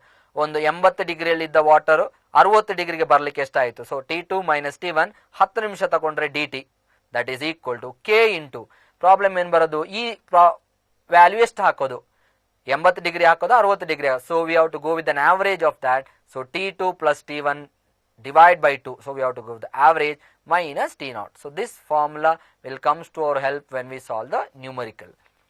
So coming to the Kirchhoff law. So Kirchhoff law is an idea wherein we will say a good emitter is a good absorber. So ಆ principle ಯಾವುದರಿಂದ ಬಂದಿರೋದು, ಈ Kirchhoff law ದಲ್ಲಿ ಅದೇನು ಹೇಳುತ್ತಂದ್ರೆ ratio of emissive power to the absorptive power. ಎಷ್ಟು emit ಮಾಡಲಿಕ್ಕೆ ability ಇದೆಯೋ ಅದನ್ನು ಅಬ್ಸಾರ್ಬ್ ಮಾಡಲಿಕ್ಕೆ ಇರೋ ರೇಷಿಯೋ ಏನಾಗುತ್ತೆ, that is equal to emissive power of a perfect black body. ಯಾವುದೇ ವಸ್ತುವಿಗೆ ಎಷ್ಟು ಎಮಿಟ್ ಮಾಡಲಿಕ್ಕೆ ಎಬಿಲಿಟಿ ಇದೆಯೋ, ಎಮಿಟ್ ಮಾಡಲಿಕ್ಕೆ ಎಬಿಲಿಟಿ ಇದೆಯೋ ಅಷ್ಟನ್ನೇ ಅಬ್ಸಾರ್ಬ್ ಮಾಡಲಿಕ್ಕೆ ಎಬಿಲಿಟಿ ಇದೆ. So a good emitter is a good absorber. That is what it says, E/A is equal to E. So that's what comes thermal radiation ಅಲ್ಲಿ. ಇದಕ್ಕೆಲ್ಲವಕ್ಕೂ ನಮಗೆ black body, what is a perfect black body? Perfect black body is the one which absorbs all the thermal radiation falling onto it, and it can emit all the thermal radiation which has absorbed. So that is what comes the black body one. Now we will go with some numericals based on this thermal properties. So first one, see, two temperature scales A and B are related by A ಅಂತ ಹೇಳುವ ಯಾವುದೋ ಒಂದು thermometer ಅಲ್ಲಿ A minus 42 divided by 110 is equal to B minus 72 divided by 220. The temperature at which the two scales have the same reading, A ಮತ್ತು B ಅಲ್ಲಿ same reading ಯಾವಾಗ ಬರಕ್ಕೆ ಸಾಧ್ಯ? So it's easy question. So substitute A and B as some x. Say TA is equal to TB. So we will take it as some T. So TA is equal to TB, that is equal to T. So substitute ಮಾಡಿ, simplify ಮಾಡಿ, easily divisible numbers 11, 110, 100 and other 2s. So it will be easily simplified. So T will be equal to 12 degree. So thermometer A ಯಲ್ಲೂ 12 degree ತೋರಿಸುತ್ತೆ, thermometer B ಯಲ್ಲೂ 12 degree ತೋರಿಸುತ್ತೆ. So 12 degree B A and 12 degree B. So we'll go to the next question. A rectangular block is heated from 0 degree Celsius to 100 degree Celsius. The percentage in increase of length is 0.1%. What will be the percentage of increase in volume? Say the block is given, rectangular block na volume ga formula enu, length into breadth into height. So if you go with the basic formula relation, the change in volume will be equal to 3 times the change in length. So we'll go with that. Delta L by L is equal to 0.1%. This is what's given. So 0.01% annu 0.001 ಆಗುತ್ತೆ. Delta T is 100 degree Celsius. ನಮ್ಮ ಯಾವುದು coefficient of thermal expansion ರಿಲೇಷನ್ಗೆ ಹಾಕಿದ್ರೆ delta L by L is equal to alpha into delta into T. Alpha is given, so you can find out the alpha. Alpha is equal to 0.001 divided by 100, that is equal to 10 to the power minus 5. So alpha V, that is coefficient of volume expansion, will be 3 times the coefficient of linear expansion, that is 3 into 10 to the power minus 5. So delta V by V, idu fractional change in the volume is equal to coefficient of volume expansion into delta. So idu gamma ಇದೆ ಇನ್ನೊಂದು symbol, ಇದನ್ನು alpha V ಅಂತ ತಗೋಬಹುದು. Coefficient of volume expansion into delta T, that is 3 into 10 to the power minus 5 into 100, that will be 3 into 10 to the power minus 3, that is 0.3%. ಇದಿಷ್ಟು lengthy calculation ನಾವು basic relation ತಗೊಂಡು ಮಾಡೋದು. ಇದು ಮಾಡದೆ direct ಮಾಡಿದ್ರೆ ಈ ಇಕ್ವೇಶನ್ ಅಲ್ಲಿ ಈ ಶಾರ್ಟ್ ಕಟ್ ಅನ್ನು ಯೂಸ್ ಮಾಡಬಹುದು. Fractional change in the volume is equal to 3 times the fractional change in the R. R ಅಂತ ತಗೊಳ್ಳುವಲ್ಲಿ ನಾವು ಡೆಲ್ಟಾ ಎಲ್ ಬೈ ಇದನ್ನು ಡೆಲ್ಟಾ ಎಲ್ ಬೈ ಎಲ್ ಅಂತ ತಗೋಬಹುದು. So fractional change in L. So fractional change in length ಕೊಟ್ಟಿದ್ದಾರೆ ಎಷ್ಟು, 0.1% ಕೊಟ್ಟಿದ್ದಾರೆ. So 0.1% ಕೊಟ್ಟಿದ್ರೆ change in volume will be 0.3%. So 3 into 0.1 will be 0.3%. That will be easier one. Coming to the next one. Two identical rods, say two identical rectangular strips, one of copper and the other of steel, are riveted. Riveted andre join ಮಾಡಿರೋದು together to form a bimetallic strip.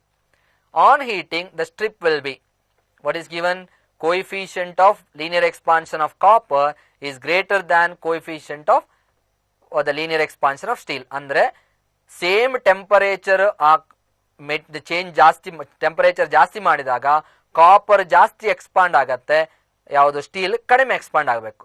So ಯಾವಾಗ ಅವನ್ನ ಎರಡನ್ನು ಒಟ್ಟಿಗೆ join ಮಾಡ್ತಾರ, ಹೀಗೆ ಇದು steel ಮತ್ತು ಇದು ಕಾಪರು, ಎಲ್ಲಾದ್ರೂ ಇದ್ರ ಆಲ್ಫಾ ಮತ್ತು ಇದರ ಆಲ್ಫಾ ಸೇಮ್ ಇದ್ರೆ ಎರಡೂ ಸೇಮ್ ಆಗಿ ಎಕ್ಸ್ಪಾಂಡ್ ಆಗಿ ಅದು ಸ್ಟ್ರೈಟ್ ಆಗಿ ಬರ್ಬೋದಿತ್ತು. ಆದ್ರೆ ಕೊಟ್ಟಿರೋದೇನು, alpha of copper is greater than alpha of steel, that is why remain straight ಅಂತ ಹೇಳೋ ಆಪ್ಷನ್ ಆಗೋದಿಲ್ಲ ನಮಗೆ. It can't happen. So it can't. Now question ಬರೋದೇನು, ಬೆಂಡ್ ವಿತ್ ಕಾಪರ್ ಕಾನ್ವೆಕ್ಸ್ ಅಥವಾ ಬೆಂಡ್ ಸ್ಟೀಲ್ ಕಾನ್ವೆಕ್ಸ್. ಕಾನ್ವೆಕ್ಸ್ ಆಗೋದು ಯಾವುದ್ರಲ್ಲಿ, convex surface ಬರಬೇಕು ಅಂತಂದ್ರೆ ಯಾವುದು ಜಾಸ್ತಿ ಬೆಂಡ್ ಆಗತ್ತೆ ಅಥವಾ ಎಕ್ಸ್ಪಾಂಡ್ ಆಗತ್ತೆ ಅದು ಕಾನ್ವೆಕ್ಸ್ಗೆ ಹೋಗುತ್ತೆ, ಕಡಿಮೆ ಯಾವ್ದು ಬರುತ್ತೋ ಅದು ಒಳಗಡೆ ಉಳಿಯುತ್ತೆ. ಸೊ ಹೀಗೆ ಕಾಂಪೌಂಡ್ ಬಾರ್ ಹೀಗೆ ಯಾವುದು ಬೆಂಡ್ ಆದಾಗ, so inner one will lesser expansion, outer part will have a higher expansion. So copper ಮತ್ತು ಸ್ಟೀಲ್ ಹೀಗಿರೋದು ಸ್ಟ್ರೈಟ್, ಟೆಂಪರೇಚರ್ ಜಾಸ್ತಿ ಮಾಡಿದಾಗ ಇದನ್ನು ಸ್ಟ್ರೈಟ್ ಉಳಿಯೋದಿಲ್ಲ, ಯಾಕಂದ್ರೆ copper expands more compared to the steel. Why? Because copper has a higher coefficient of expansion than the ferrous. That is why it becomes bends with copper on the convex and the steel or the ferrous on the concave side. So option goes with the third one. Coming to the next question. A uniform metal rod of 2 mm square cross section is heated from 0 degree Celsius to 20 degree Celsius. The coefficient of the linear expansion of the rod is 12 into 10 to the power minus 6. Its Young's modulus of elasticity is given 10 to the power 11 Newton per meter square. The energy stored per unit volume of the rod is. So ಇಲ್ಲಿ energy ಬರುತ್ತೆ. First ಗೆ ನಾವು alpha find out ಮಾಡುವ. Alpha is equal to delta L by L. So ನಮಗೆ delta L by L ಸಿಗತ್ತೆ, ಅಂದ್ರೆ ಏನು, fractional change in length. So alpha ಕೊಟ್ಟಿದ್ದಾರೆ, ಡೆಲ್ಟಾ ಟಿ ಕೊಟ್ಟಿದ್ದಾರೆ. So it will get this 12 into 10 to the power minus 6 into 20. ಈಗ energy stored per unit ವಾಲ್ಯೂಮ್ಗೆ formula ಏನು, half into stress into strain. ನಮಗೆ ಇದೆಲ್ಲ ಗೊತ್ತಿಲ್ಲ, ಏನು ಕೊಟ್ಟಿದ್ದಾರೆ, ಸ್ಟ್ರೆಸ್ ಗೊತ್ತಿಲ್ಲ. So will go with Young's modulus y into strain square. So Young's modulus is given 10 to the power 11. Strain ಅಂದ್ರೆ ಏನು, ಸ್ಟ್ರೈನ್ ಅಂದ್ರೆ ಡೆಲ್ಟಾ ಎಲ್ ಬೈ ಎಲ್ ಇಲ್ಲಿದೆ ನಮ್ಮ ಹತ್ರ. So we will substitute that 12 into 10 to the power minus 6 whole square into 20 square. ನಾವು ಈಸಿಯಾಗಿ simplify ಮಾಡ್ಕೋಬಹುದು. We will get the answer as 42880 joule per meter cube ಅಥವಾ 2880 joule per meter cube. Next one, the heat capacity of a gas A is greater than that of the heat capacity of B. When same quantity of heat is supplied to both the gas at constant volume. Heat capacity ಅಂದ್ರೆ ಏನು, heat capacity ಅಂದ್ರೆ it is nothing but m into specific heat. Specific heat ಅಂದ್ರೆ divided by m ಬರುತ್ತೆ. Amount of heat required to change the temperature by unit Kelvin in unit mass ಗೆ ಬರುತ್ತೆ. ಇಲ್ಲಿ heat capacity ಆದಾಗ m into specific heat. So when the same quantity of heat is supplied to both the gases at constant volume. ಈಗ ಇದು ನಮಗೆ delta T ಏನಾಗುತ್ತೆ ಅಂತ ಬೇಕು. ಡೆಲ್ಟಾ ಟಿ ಯಾವ್ದು ಮೇಲೆ ಡಿಪೆಂಡ್ ಆಗಿರೋದು, ಕ್ಯೂ ಮತ್ತು ಹೀಟ್ ಕೆಪಾಸಿಟಿ. ಹೀಟ್ ಕೆಪಾಸಿಟಿ ಅಂದ್ರೆ M into S. So Q divide by heat capacity. ಅಲ್ಲಿ ಕೊಟ್ಟಿದ್ದೇನು ಕ್ವಶನ್ ಅಲ್ಲಿ, same heat is provided to both. ಅದರಿಂದ ಕ್ಯೂ ಇಸ್ ಕಾನ್ಸ್ಟೆಂಟ್. ಸೊ ನಮಗೆ ಬೇಕಾಗಿರೋ ರಿಲೇಷನ್ ಇದು ಯಾವುದು, delta T is inversely proportional to heat capacity. ಯಾವುದ್ರ ಹೀಟ್ ಕೆಪಾಸಿಟಿ ಜಾಸ್ತಿ ಇದೆಯೋ ಅದರಲ್ಲಿ ಡೆಲ್ಟಾ ಟಿ ಕಡಿಮೆ ಆಗಬೇಕು. ಯಾವುದ್ರಲ್ಲಿ ಹೀಟ್ ಕೆಪಾಸಿಟಿ ಕಡಿಮೆ ಇದೆಯೋ ಅದರ ಟೆಂಪರೇಚರ್ ಬೇಗ ಚೇಂಜ್ ಆಗಬೇಕು. So the heat capacity of A is greater than that of the B. Therefore, the rise in temperature of A is less than that of the B. So the option goes with second one. The rise in temperature of B is greater than that of the A. ಈಗ ನಿಮಗೆ ಇಲ್ಲೊಂದು diagram ಕಾಣುತ್ತೆ. ಆ diagram ನ broader edge 200 degree Celsius ಅಲ್ಲಿದೆ. ಇಲ್ಲಿ ಕಡಿಮೆ area of cross section ಇರೋದು 0 ಡಿಗ್ರಿ ಸೆಲ್ಸಿಯಸ್ ಅಲ್ಲಿದೆ. ಅಲ್ಲಿ ಎರಡು ಸೆಕ್ಷನ್ ಕೊಟ್ಟಿದ್ದಾರೆ ನಮಗೆ, section A B and section C D. ಎರಡರ ವಿಡ್ತ್ ಅಂದ್ರೆ ಲೆಂತ್ ಸೇಮ್ ಎಕ್ಸ್, ಇದರದ್ದು ಸಹ ಎಕ್ಸ್. ನಾವು see two ends of the conducting rod of varying cross section vary ಆಗ್ತಾ ಇದೆ, are maintained at 200 degree Celsius and 0 degree Celsius. At steady state temperature ಅಂದ್ರೆ ಇಲ್ಲಿಂದ ಇಲ್ಲಿಗೆ ಹೀಟ್ ಫ್ಲೋ ಆಗೋದು, the rate of flow of heat will be the same. So what is the conclusion? Temperature difference between A B ಮತ್ತು temperature difference between C D same ಇರತ್ತಾ? So what comes? C dq by dt, that is rate of heat flow is directly proportional to a theta 2 minus theta 1 and x. So ಇಲ್ಲೇನಾಗಿರೋದು, same heat say theta 1 minus theta 2 ನಮಗೆ ಬೇಕಿರೋ temperature difference directly depends on dq x dt and a. So ಇಲ್ಲೇನು rate of heat flow is same. Okay, steady state temperature alli d by dt is same, x is same, that is why theta 2 minus theta 1 is inversely proportional to A. That is why you can write higher the area of cross section, lesser will be the temperature difference. So ಏನಾಗುತ್ತೆ, higher area of cross section ಇರೋದು ಇಲ್ಲಿ. So temperature difference ಏನಾಗಬೇಕು, ಕಡಿಮೆ ಇರಬೇಕು. A ಯಲ್ಲಿ temperature difference ಕಡಿಮೆ ಇದೆ, CD ಯಲ್ಲಿ temperature difference ಜಾಸ್ತಿ ಇದೆ. So temperature difference between CD, between the AB is less than that of the across the CD. So the option will be the third one. Temperature difference across AB is less than that of the CD. Coming to the next one. 3 rods of the same dimensions have the thermal conductivities 3K, 2K and K. They are arranged as shown. So ಈ ತರ join ಮಾಡಿದ್ದೇವೆ. ಒಂದರದ್ದು 3K, ಇನ್ನೊಂದರದ್ದು K, ಇನ್ನೊಂದು 2K. So ಅಂದ್ರೆ materials ಬೇರೆ ಬೇರೆ ಇದೆ. With their ends at 100 degree Celsius, 50 degree Celsius and 20 degree Celsius. The temperature of the junction. ಇವಾಗ steady state temperature ಅಲ್ಲಿ ಏನಾಗುತ್ತೆ, ಈ ಜಂಕ್ಷನ್ ಅಲ್ಲಿ ಇಲ್ಲಿಂದ ಎಷ್ಟು ಹೀಟ್ ಫ್ಲೋ ಆಗುತ್ತೋ same amount of the heat has to flow through this from this junction. So ಇಲ್ಲಿಗೆ ಬಂದಂತ ಹೀಟ್ ಈ ಕಡೆ ಮತ್ತು ಈ ಕಡೆ ಫ್ಲೋ ಆಗುತ್ತೆ. So rate of heat flowing here plus rate of heat flowing through this will be equal to the heat flowing from this side. So ಇಲ್ಲಿಂದ ಇಲ್ಲಿಗೆ ಬರುವ heat is equal to sum of the rate of flow of heat from this side. So we can go with first ಎಂಡ್ಗೆ ಅಥವಾ 100 ಡಿಗ್ರಿಯಿಂದ ಆ ಕಡೆಗೆ we can write like this, dq by dt is equal to k is 3k, so k into a into l divided by 100 minus a.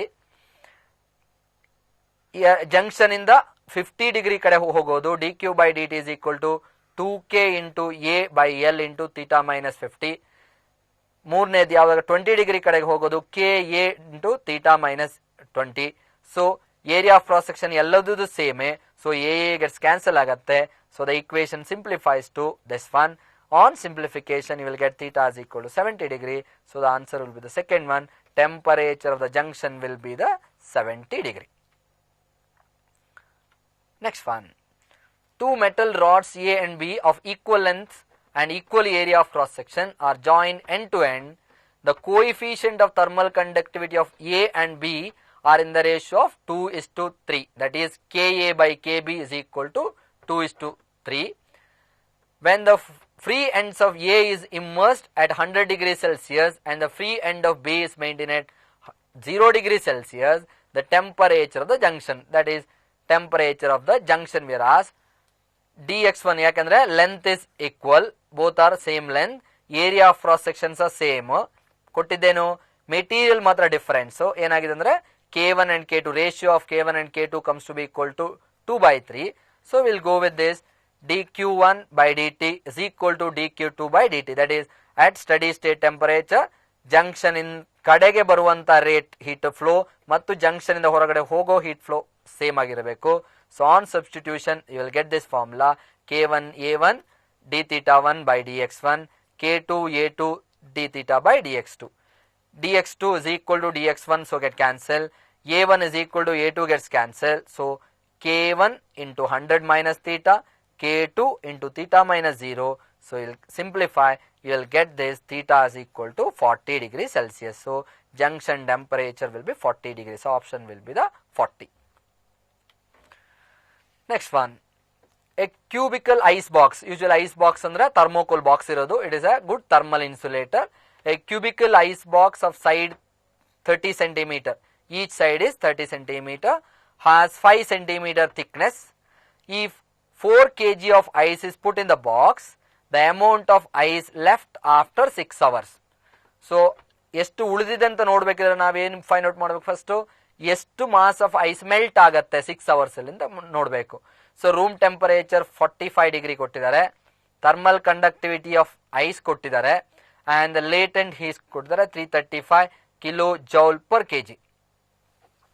So thermal conductivity of, so this is the material of box. So this is material of the box, the thermal conductivity. So let us see what happens. So this is Q. We have the formula Q is equal to m into LF. So m into LF is equal to Ka into T2 minus T1 divided by X, where M is equal to Ka into T2 minus T1 divided by L into X. So coming to K is called the thermal conductivity of the box, 0.01 into A andre area of cross section, cubical box side 0.3 andre 30 centimeter, 0.3 meter, so 0.3 into 0.3 into T2 minus 318, ಯಾಕಂದ್ರೆ ಇದು ಹೊರಗಡೆ temperature, this is 273 degree. ಹೊರಗಡೆ temperature ಎಷ್ಟು ಕೊಟ್ಟಿದ್ದಾರೆ? ಹೊರಗಡೆ temperature ಸೇ 45 degree ಕೊಟ್ಟಿದ್ದಾರೆ. So 45 degree ಕೆಲ್ವಿನಿಗೆ convert ಮಾಡಿದ್ರೆ 318 ಬರುತ್ತೆ. 273 0 ಡಿಗ್ರಿ ಸೆಲ್ಸಿಯಸ್ ಇಂಟು 6 ಅವರ್ಸ್ ಅನ್ನು 6 into 60 minutes into 60 seconds divide by 0.05 into 335 into 10 to the power 3. ಇದು ಈಸಿಲಿ ಡಿವಿಸಿಬಲ್ ನಂಬರ್ಸ್. ಇದನ್ನು ಪವರ್ ಕನ್ವರ್ಟ್ ಮಾಡ್ಕೊಂಡ್ರೆ ನಿಮಗೆ 0.05, ನಿಮಗೆ ಈ 2 ನೀವು ಡಿವೈಡ್ ಮಾಡಬೇಕು ಅಂತಿಲ್ಲ, 0.05 ಬಂದರೂ ಸಾಕು. So mass of the ice left will be equal to 4 minus 0.052, that will be equal to 3.95. so the option will be 3.95 kg. ಕೆಲವೊಮ್ಮೆ ನಾವು ಇಲ್ಲಿ ಮಾಸ್ ಬಂದ ತಕ್ಷಣ ಆಪ್ಷನ್ ಅನ್ನು ನೋಡಿಕೊಂಡು 0.05 ಅನ್ನು ಟಿಕ್ ಮಾಡೋ ಚಾನ್ಸಸ್ ಇರುತ್ತೆ. So this is the mass of the ice melted. So left with is nothing but 4 minus 0.05, that should be 3.95 kg. Yes, coming to the next question, the quantity of heat required to raise the temperature of two copper sphere of radii 5 cm and 10 cm through 1 Kelvin are in the ratio of, ನಮಗೆ ಏನು ಕೊಟ್ಟಿದ್ದಾರೆ? Radius ಕೊಟ್ಟಿದ್ದಾರೆ. Radius 5 cm ಮತ್ತು 10 cm ಕೊಟ್ಟಿದ್ದಾರೆ. ಎರಡರದ್ದು delta K ಅಂದ್ರೆ change in temperature is 1 kelvin. ಮತ್ತೇನು ಕೊಟ್ಟಿದ್ದಾರೆ ಅಂದ್ರೆ that quantity of heat required to raise the temperature of 2 copper sphere. 2 copper sphere ಅಂದ್ರೆ ಮೆಟೀರಿಯಲ್ ಸೇಮ್. ಸೊ ನಮಗೆ ರೇಡಿಯಸ್ ಕೊಟ್ಟಿರೋದ್ರಿಂದ ನಾವು ಮಾಸ್ನ ಬದಲು ವಾಲ್ಯೂಮ್ ಹಾಕೊಂಡು ವಾಲ್ಯೂಮ್ ಇದ್ದಲ್ಲಿ ರೇಡಿಯಸ್ ಅನ್ನು ತರಬಹುದು. ಸೊ ನಮಗೇನು ಫಾರ್ಮುಲಾ ಇರೋದು? Q is equal to ms into delta theta. So m ನಮಗೆ ಗೊತ್ತಿಲ್ಲ. ಸೊ ಎಲ್ಲವೂ ಯಾವುದು ಕಾಪರ್ ಆಗಿರೋದ್ರಿಂದ specific it same, S same, ಮತ್ತೆ change in temperatures 1 kelvin. So heat will be directly proportional to the mass. So mass place ಅಲ್ಲಿ ಏನು ಬರೀಬಹುದು? Mass is equal to density into volume. So density into 4/3 pi r cube. So I can write m is directly proportional to r cube. So I can write amount of heat required is directly proportional to r cube. So Q1 by Q2 is equal to 5 by 10 whole to the power 3, that is equal to 1 by 8. So answer will be 1:81. So here we will conclude that what the thermal properties of the material, thermal properties, and we will go with thermodynamics and the kinetic theory of the gases. ಇಲ್ಲಿ ನಮಗೆ ಬೇಕಾಗಿರುವಂಥ ಯಾವುದು important points ಅನ್ನು ನಾವು ನೋಡ್ಕೊಳ್ಳುವ. ಫಸ್ಟ್ಗೆ ನಮಗೆ important point ಇರೋದು ಏನಂತ ಹೇಳಿದ್ರೆ first law of thermodynamics. First law of thermodynamics ಅಂದ್ರೆ delta Q is equal to delta U plus delta W. ಈ ಫಸ್ಟ್ ಲಾ ಆಫ್ ಥರ್ಮೋಡೈನಾಮಿಕ್ಸ್ ಮೊದಲು ನಮಗೆ ಬರೋದು zeroth law of thermodynamics. Zeroth law of thermodynamics ಅಲ್ಲಿ numerical ಏನು ನಮಗೆ ಅಷ್ಟು significance ಇಲ್ಲ ಅಲ್ಲಿ, ಬಟ್ ಥಿಯರಿಗಿದೆ. ಥಿಯರಿ ಅಂದ್ರೆ what is the concept of what we call the thermal equilibrium. thermal equilibrium ಅಂದ್ರೆ ಎರಡು ಸಿಸ್ಟಮ್ ಇದೆ ಅಥವಾ 3 ಸಿಸ್ಟಮ್ ಇದ್ರೆ ಯಾವಾಗ thermal equilibrium ಅಂತ ಹೇಳ್ತೀವಿ, when all have the same temperature, then we will go with what the thermal equilibrium state. So numerical ಗೆ ಬೇಕಾಗಿರೋದು ನಮಗೆ ಇಲ್ಲಿ first law of thermodynamics. So what is delta Q is equal to delta U plus delta W. What is delta Q? Either it may be heat absorbed by a system or else heat released by the system, whereas delta U change in internal energy. Change in internal energy, it may be a decrease in internal energy or increase in internal energy. Delta W andre work done by the system ಅಥವಾ on the system.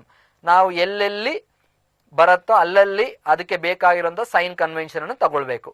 Delta you positive negative ಅನ್ನು ಆ situation ತಗೊಂಡಾಗೆ ನಾವು sign convention ಅನ್ನು ತಗೊಳ್ಬೇಕು. So ಈಗ ನಮಗೆ ಥರ್ಮೋಡೈನಾಮಿಕಲ್ process ಅನ್ನು ನೋಡಿದ್ರೆ, so when we go with the thermodynamical processes, first process would we go with this nothing but isothermal process. So isothermal ಅಂದ್ರೆ ಏನು? Isothermal refers to delta T, that is change in temperature is 0. When change in temperature is 0, there is no change in internal energy. So when there is no change in internal energy, that is delta U becomes equal to 0. Now what about the work done? Work done by the gas or on the gas, that comes to be 2.303 mu RT, where mu stands for number of moles, R stands for the universal gas constant, and T is nothing but the constant absolute temperature, log of Vf by Vi, where Vf stands for the final volume and Vi is nothing but the initial volume. ಈಗ volume ನ ಬದಲು pressure ಅಲ್ಲಿ ಹಾಕೊಂಡ್ರೆ ಇಲ್ಲಿ F ಇದ್ದಲ್ಲಿ ಇಲ್ಲಿ V I ಬರಬೇಕು. So initial pressure divide by final pressure, ಇದನ್ನು V2 by V1 ಬರೆದ್ರೆ this will be P1 by P2. So that is what the work done. Coming to the first law of thermodynamics apply ಮಾಡಿದ್ರೆ ನಾವೇನ್ ಬರುತ್ತೆ, delta Q becomes equal to delta W, ಯಾಕಂದ್ರೆ delta U is 0. Coming to the next one, adiabatic process. In an adiabatic process, what happens? Delta adiabatic process andre neither heat is lost by the system nor heat is absorbed by the system. So delta Q is equal to 0. Adu thermal isolation alli nadiyuvanta process. So delta Q is equal to 0. When delta Q is equal to 0, work done, we can write it as delta W is equal to nRT. N stands for number of moles, R is the universal gas constant, Ti minus Tf divided by gamma minus 1, where gamma stands for atomicity athava gamma is equal to ratio of specific heats, Cp by Cv. ಅದೇ first law equation ಬರೆದ್ರೆ delta W becomes equal to minus of delta U. ನೋಡಿ ಇಲ್ಲಿ ನಮಗೆ sign convention ಕಾಣುತ್ತೆ. If ಅಡಿಯಾಬ್ಯಾಟಿಕ್ expansion ಆದ್ರೆ, adiabatic expansion ಆದರೆ ಏನಾಗುತ್ತೆ, if expansion has to happen means the work has to done by the system. So when work is done by the system, delta W will take it as a positive. So when delta W is positive, then this delta U will be negative. ಅಂದ್ರೆ expand ಆದಾಗ temperature decrease ಆಗುತ್ತೆ, temperature decrease ಆಗಿರೋದ್ರಿಂದ internal energy ಕಡಿಮೆ ಆಗುತ್ತೆ. So that will be work done. Say if it is work is done on the system, on the system ಅಂದ್ರೆ ಎಲ್ಲಾದ್ರೂ adiabatic compression ಆದ್ರೆ, compression ಆದಾಗ ಟೆಂಪರೇಚರ್ ಜಾಸ್ತಿ ಆಗುತ್ತೆ, ಟೆಂಪರೇಚರ್ ಜಾಸ್ತಿ ಆದಾಗ delta U will be positive, ಯಾಕಂದ್ರೆ ಡೆಲ್ಟಾ ಯು ಇಸ್ ಅಂದ್ರೆ change in internal energy, internal energy increase ಆಗುತ್ತೆ. That is why delta U is positive. So delta W comes to be negative 1. So work done on the system is negative, work done by the system will be the positive one. Coming to an isobaric process, delta U is equal to N into Cv into delta T, wherein delta W is equal to, ಇಲ್ಲಿ delta you ಅಂದ್ರೇನು, change in internal energy. Van change in internal energy is equal isobaric process, wherein delta U is equal to NCV into delta T. So number of moles into specific heat at constant volume and delta T. So delta W is equal to NR, that is the number of moles into R into Tf minus Ti. So ಇಲ್ಲಿ first law of thermodynamics ಬರೆದ್ರೆ equation delta Q is equal to delta U plus delta W ಬರುತ್ತೆ. Next coming to isochoric process. Isochoric ಅಂದ್ರೆ volume remains constant, that is the delta W is equal to 0, that is change in internal, that is all the heat provided will be used for the change in internal energy, that is equal to N into F by 2 R into delta T, where N is the number of moles, where F stands for degree of freedom of a given gas. ಯಾವ gas ತಗೊಂಡಿದೆ ಅದರ degrees of freedom F, when R is nothing but the universal gas constant into the change in temperature. So this will be the delta U, and we'll go with delta Q is equal to delta U. Why? Because delta W will be 0. So these are the four process wherein we will apply the first law of thermodynamics. Next ಅಲ್ಲಿ ಬರೋದು numerical, ಇದರಲ್ಲಿ next ಬರೋದು ನಮಗೆ efficiency of a heat engine. So efficiency of a heat engine is a ratio of work done to the amount of heat absorbed. So W divided by Q1. Q1 ಅಂದ್ರೆ amount of heat absorbed by the ಯಾವುದು source, that will be equal to Q1 minus Q2 divided by Q1, where Q1 is nothing but the amount of heat rejected to the sink, where Q1 is nothing but the amount of heat absorbed from the source. ಅದನ್ನೇ rearrange ಮಾಡಬಾರ್ದ್ರೆ 1 minus Q2 by Q1 ಮಾಡಬಹುದು, ಅಥವಾ 1 minus T2 by T1 ಬರೀಬಹುದು. ಇನ್ನೊಂದು ಬರೋದು heat pump, ಯಾಕೆಂದ್ರೆ reverse of the heat engine. Heat engine ಎಲ್ಲಿಂದ source at higher temperature ಇಂದ heat ಅನ್ನು ಅಬ್ಸಾರ್ಬ್ ಮಾಡಿಕೊಂಡು ಸಿಂಕ್ ಎಟ್ ಲೋವರ್ ಟೆಂಪರೇಚರ್ಗೆ ರಿಜೆಕ್ಟ್ ಮಾಡೋದು. ಇಲ್ಲಿ opposite, sink will be at higher temperature, ಅಂದ್ರೆ ವಸ್ತುವಿನಿಂದ ಲೋವರ್ ಟೆಂಪರೇಚರ್ ವಸ್ತುವಿನಿಂದ ಅಬ್ಸಾರ್ಬ್ ಮಾಡಿ ಹೀಟ್ ಅದರ ಮೇಲೆ ವರ್ಕ್ ಮಾಡಿ ಅದನ್ನು ಹೈಯರ್ ಟೆಂಪರೇಚರ್ ನ ಸಿಂಕ್ಗೆ ಕೊಡೋದು. So alpha will be equal to Q2 divide by W, wherein Q2 stands for amount of heat absorbed by the object at the lower temperature and W is now the work done. So that is Q2 is equal to Q1 minus Q2, where Q1 is nothing but the amount of heat rejected. So amount of heat rejected andre Q1 is equal to, say ನಾವೇನ್ ಬರಿತೀವಿ, Q1 is equal to Q2 amount of heat absorbed plus work done on the system. So work done W, so Q1, so that comes to be equivalent ಆಗಿ T2 divided by T1 minus T2. ಇಲ್ಲಿ ಎರಡು factor ಬರುತ್ತೆ. ಯಾಕೆ ಏನು efficiency of a heat engine 1 ಆಗೋದಿಲ್ಲ ಅಥವಾ 100% ಆಗೋದಿಲ್ಲ ಅಂದ್ರೆ, it is mathematically what we can say that if eta has to be 1, then T2 should be equal to 0 Kelvin, which is not practically attainable. So even if it is an ideal heat engine, coefficient, the XP or the efficiency will be always less than 1 or less than 100%. That means ಎಲ್ಲ heat absorb ಮಾಡಿದ್ದನ್ನು work ಆಗಿ complete ಆಗಿ convert ಮಾಡಕ್ ಆಗೋದಿಲ್ಲ. Next, heat pump ನ coefficient of ಯಾವುದು performance ಇದೆಯೋ ಅದು ಯಾವತ್ತು ಇನ್ಫಿನಿಟಿ ಆಗೋದಿಲ್ಲ. ಯಾಕೆ ಇನ್ಫಿನಿಟಿ ಆಗೋದಿಲ್ಲ ಅಂತಂದ್ರೆ, ಇನ್ಫಿನಿಟಿ ಆಗ್ಬೇಕು ಅಂತಾದ್ರೆ ಈ W ಏನಕ್ಕೆ ಹೋಗ್ಬೇಕು, W0 ಹೋಗ್ಬೇಕು. ಅಂದ್ರೆ ಯಾವುದೇ ಕೆಲಸವನ್ನು ಮಾಡದೆ ಲೋವರ್ ಟೆಂಪರೇಚರ್ ಅಲ್ಲಿರುವ ವಸ್ತುವಿನಿಂದ ಹೀಟ್ ಅನ್ನು ಅಬ್ಸಾರ್ಬ್ ಮಾಡಿ ಹೈಯರ್ ಟೆಂಪರೇಚರ್ ಕೊಡ್ಲಿಕ್ಕೆ ಆಗೋದಿಲ್ಲ. That is for the second law of thermodynamics. It is impossible to make a heat to flow from a lower temperature to higher temperature by itself. By itself ಅಂದ್ರೆ ಸ್ವಲ್ಪ work ಮಾಡಲೇಬೇಕು. So coefficient of performance of a heat engine can never be equal to infinity. ಅದು ಯಾವತ್ತು infinity ಇಂದ less, it will be less. So W cannot be equal to 0. ಇದು ಎರಡು point ಇಲ್ಲಿ ಬರೋದು. ನೆಕ್ಸ್ಟ್ ಕೈನೆಟಿಕ್ ಥಿಯರಿಯಲ್ಲಿ ಹೋದ್ರೆ, ಕೈನೆಟಿಕ್ ಥಿಯರಿನ ನಮಗೆ ಇಂಪಾರ್ಟೆಂಟ್ ಫಾರ್ಮುಲಾ ಇರೋದು ಇದು ಯಾವುದು, VRMS. VRMS ಬರೋದೇ ಪ್ರೆಷರ್ನ ಫಾರ್ಮುಲಾದಿಂದ. ಸೊ ಪ್ರೆಷರ್ನ ಫಾರ್ಮುಲಾ ನಾವು P is equal to 1/3 ಆ ಇಕ್ವೇಶನ್ ಇಂದ ತಗೊಳ್ತೀವಿ, ಅಲ್ಲಿಂದ ಈ ಫಾರ್ಮುಲಾನ ಹಾಕ್ತೀವಿ. So VRMS is equal to √3P divided by ρ. ಈಗ ನಮಗೆ ಪ್ರೆಷರ್ ಗೊತ್ತಿಲ್ಲ, ಮಾಲಿಕ್ಯುಲರ್ ವೆಯ್ಟ್ ಅನ್ನು ಕೊಟ್ಟಿದ್ದಾರೆ, ಟೆಂಪರೇಚರ್ ಕೊಟ್ಟಿದ್ದಾರೆ ಅಂದ್ರೆ ಈ P ಅನ್ನು PV is equal to RT ಹಾಕೊಂಡು, ಸೊ ಇದನ್ನು ನಾವು ಹೀಗೆ ಚೇಂಜ್ ಮಾಡಬಹುದು, 3 into RT divided by M, or that is equal to 3 kBT divided by M. ಯಾಕಂದ್ರೆ K is nothing but the Boltzmann constant, T stands for the temperature, M stands for the mass of the given gas. Molecular weight ಕೊಟ್ಟಿದ್ರೆ ಈ formula ಹಾಕ್ಬೋದು, mass of a given gas ಹಾಕಿದ್ರೆ ಈ formula ಹಾಕ್ಬೋದು. Coming to degree of freedom. Degree of freedom ಅಂದ್ರೆ ಎಷ್ಟು ways ಅಲ್ಲಿ ಅಥವಾ ಹೌ ಮೆನಿ ವೇಸ್ ಆ molecule of a gas can possess energy, kinetic energy. Kinetic energy can be a translational kinetic energy or the translational kinetic energy, rotational kinetic energy and vibrational kinetic energy. ಈಗ monoatomic molecule ಬಂದಾಗ, monoatomic gas molecule ಬಂದಾಗ ಅವುಗಳಿಗಿರೋದು ಕೇವಲ translational kinetic energy. ಯಾವ ಇದರಲ್ಲಿ, it can be along x axis, y axis or z axis. So it can possess 3 degrees of freedom. Coming to a diatomic molecule, wherein will say rigid ಅಂದ್ರೆ vibration ಅನ್ನು neglect ಮಾಡಿ. If it is a rigid one, neglecting the vibrational or the motion, we have 3 translational plus 2 rotational. So all together we have the 5 kinetic energy. ಇಲ್ಲ higher ಟೆಂಪರೇಚರ್ಗೆ ಹೋದಾಗ ಅದು rigid ಆಗಿ ಉಳಿಲಿಕ್ಕೆ ಸಾಧ್ಯ ಇಲ್ಲ, ಅದು ವೈಬ್ರೇಟ್ ಆಗ್ಲಿಕ್ಕೆ ಸ್ಟಾರ್ಟ್ ಆಗುತ್ತೆ. So normal mode of vibration ಅಲ್ಲಿ all together we can have the 7 degrees of freedom.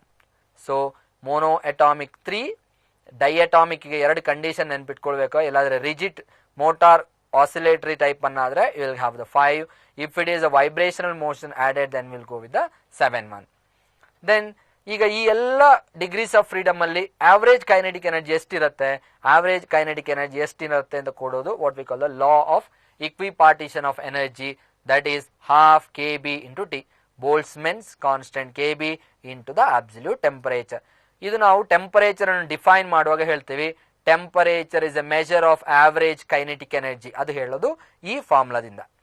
ನಾವು ಈ ಎಲ್ಲ ಕಾನ್ಸೆಪ್ಟ್ ಅನ್ನು ಇಟ್ಕೊಂಡು CV ಮತ್ತು CP constant molar specific heat at constant volume ಮತ್ತು ಕಾನ್ಸ್ಟೆಂಟ್ ಪ್ರೆಷರ್ ಅನ್ನೇ ಕೆಲವನ್ನು ನಾವು ನೆನ್ಪಿಟ್ಕೊಂಡ್ರೆ ಒಳ್ಳೇದು ನಮಗೆ ಪ್ರಾಬ್ಲಮ್ಗೆ. ಮೋನೋ ಅಟಾಮಿಕ್ ಬರುವಾಗ ಎಷ್ಟು ಬರುತ್ತೆ? ಇಟ್ ಈಸ್ 3/2 R, ಯಾಕೆಂದ್ರೆ ಅದಕ್ಕೆ 3 ಯಾವುದಿದೆ ಡಿಗ್ರೀಸ್ ಆಫ್ ಫ್ರೀಡಮ್ ಇದೆ. So total energy become 3/2 kb into T.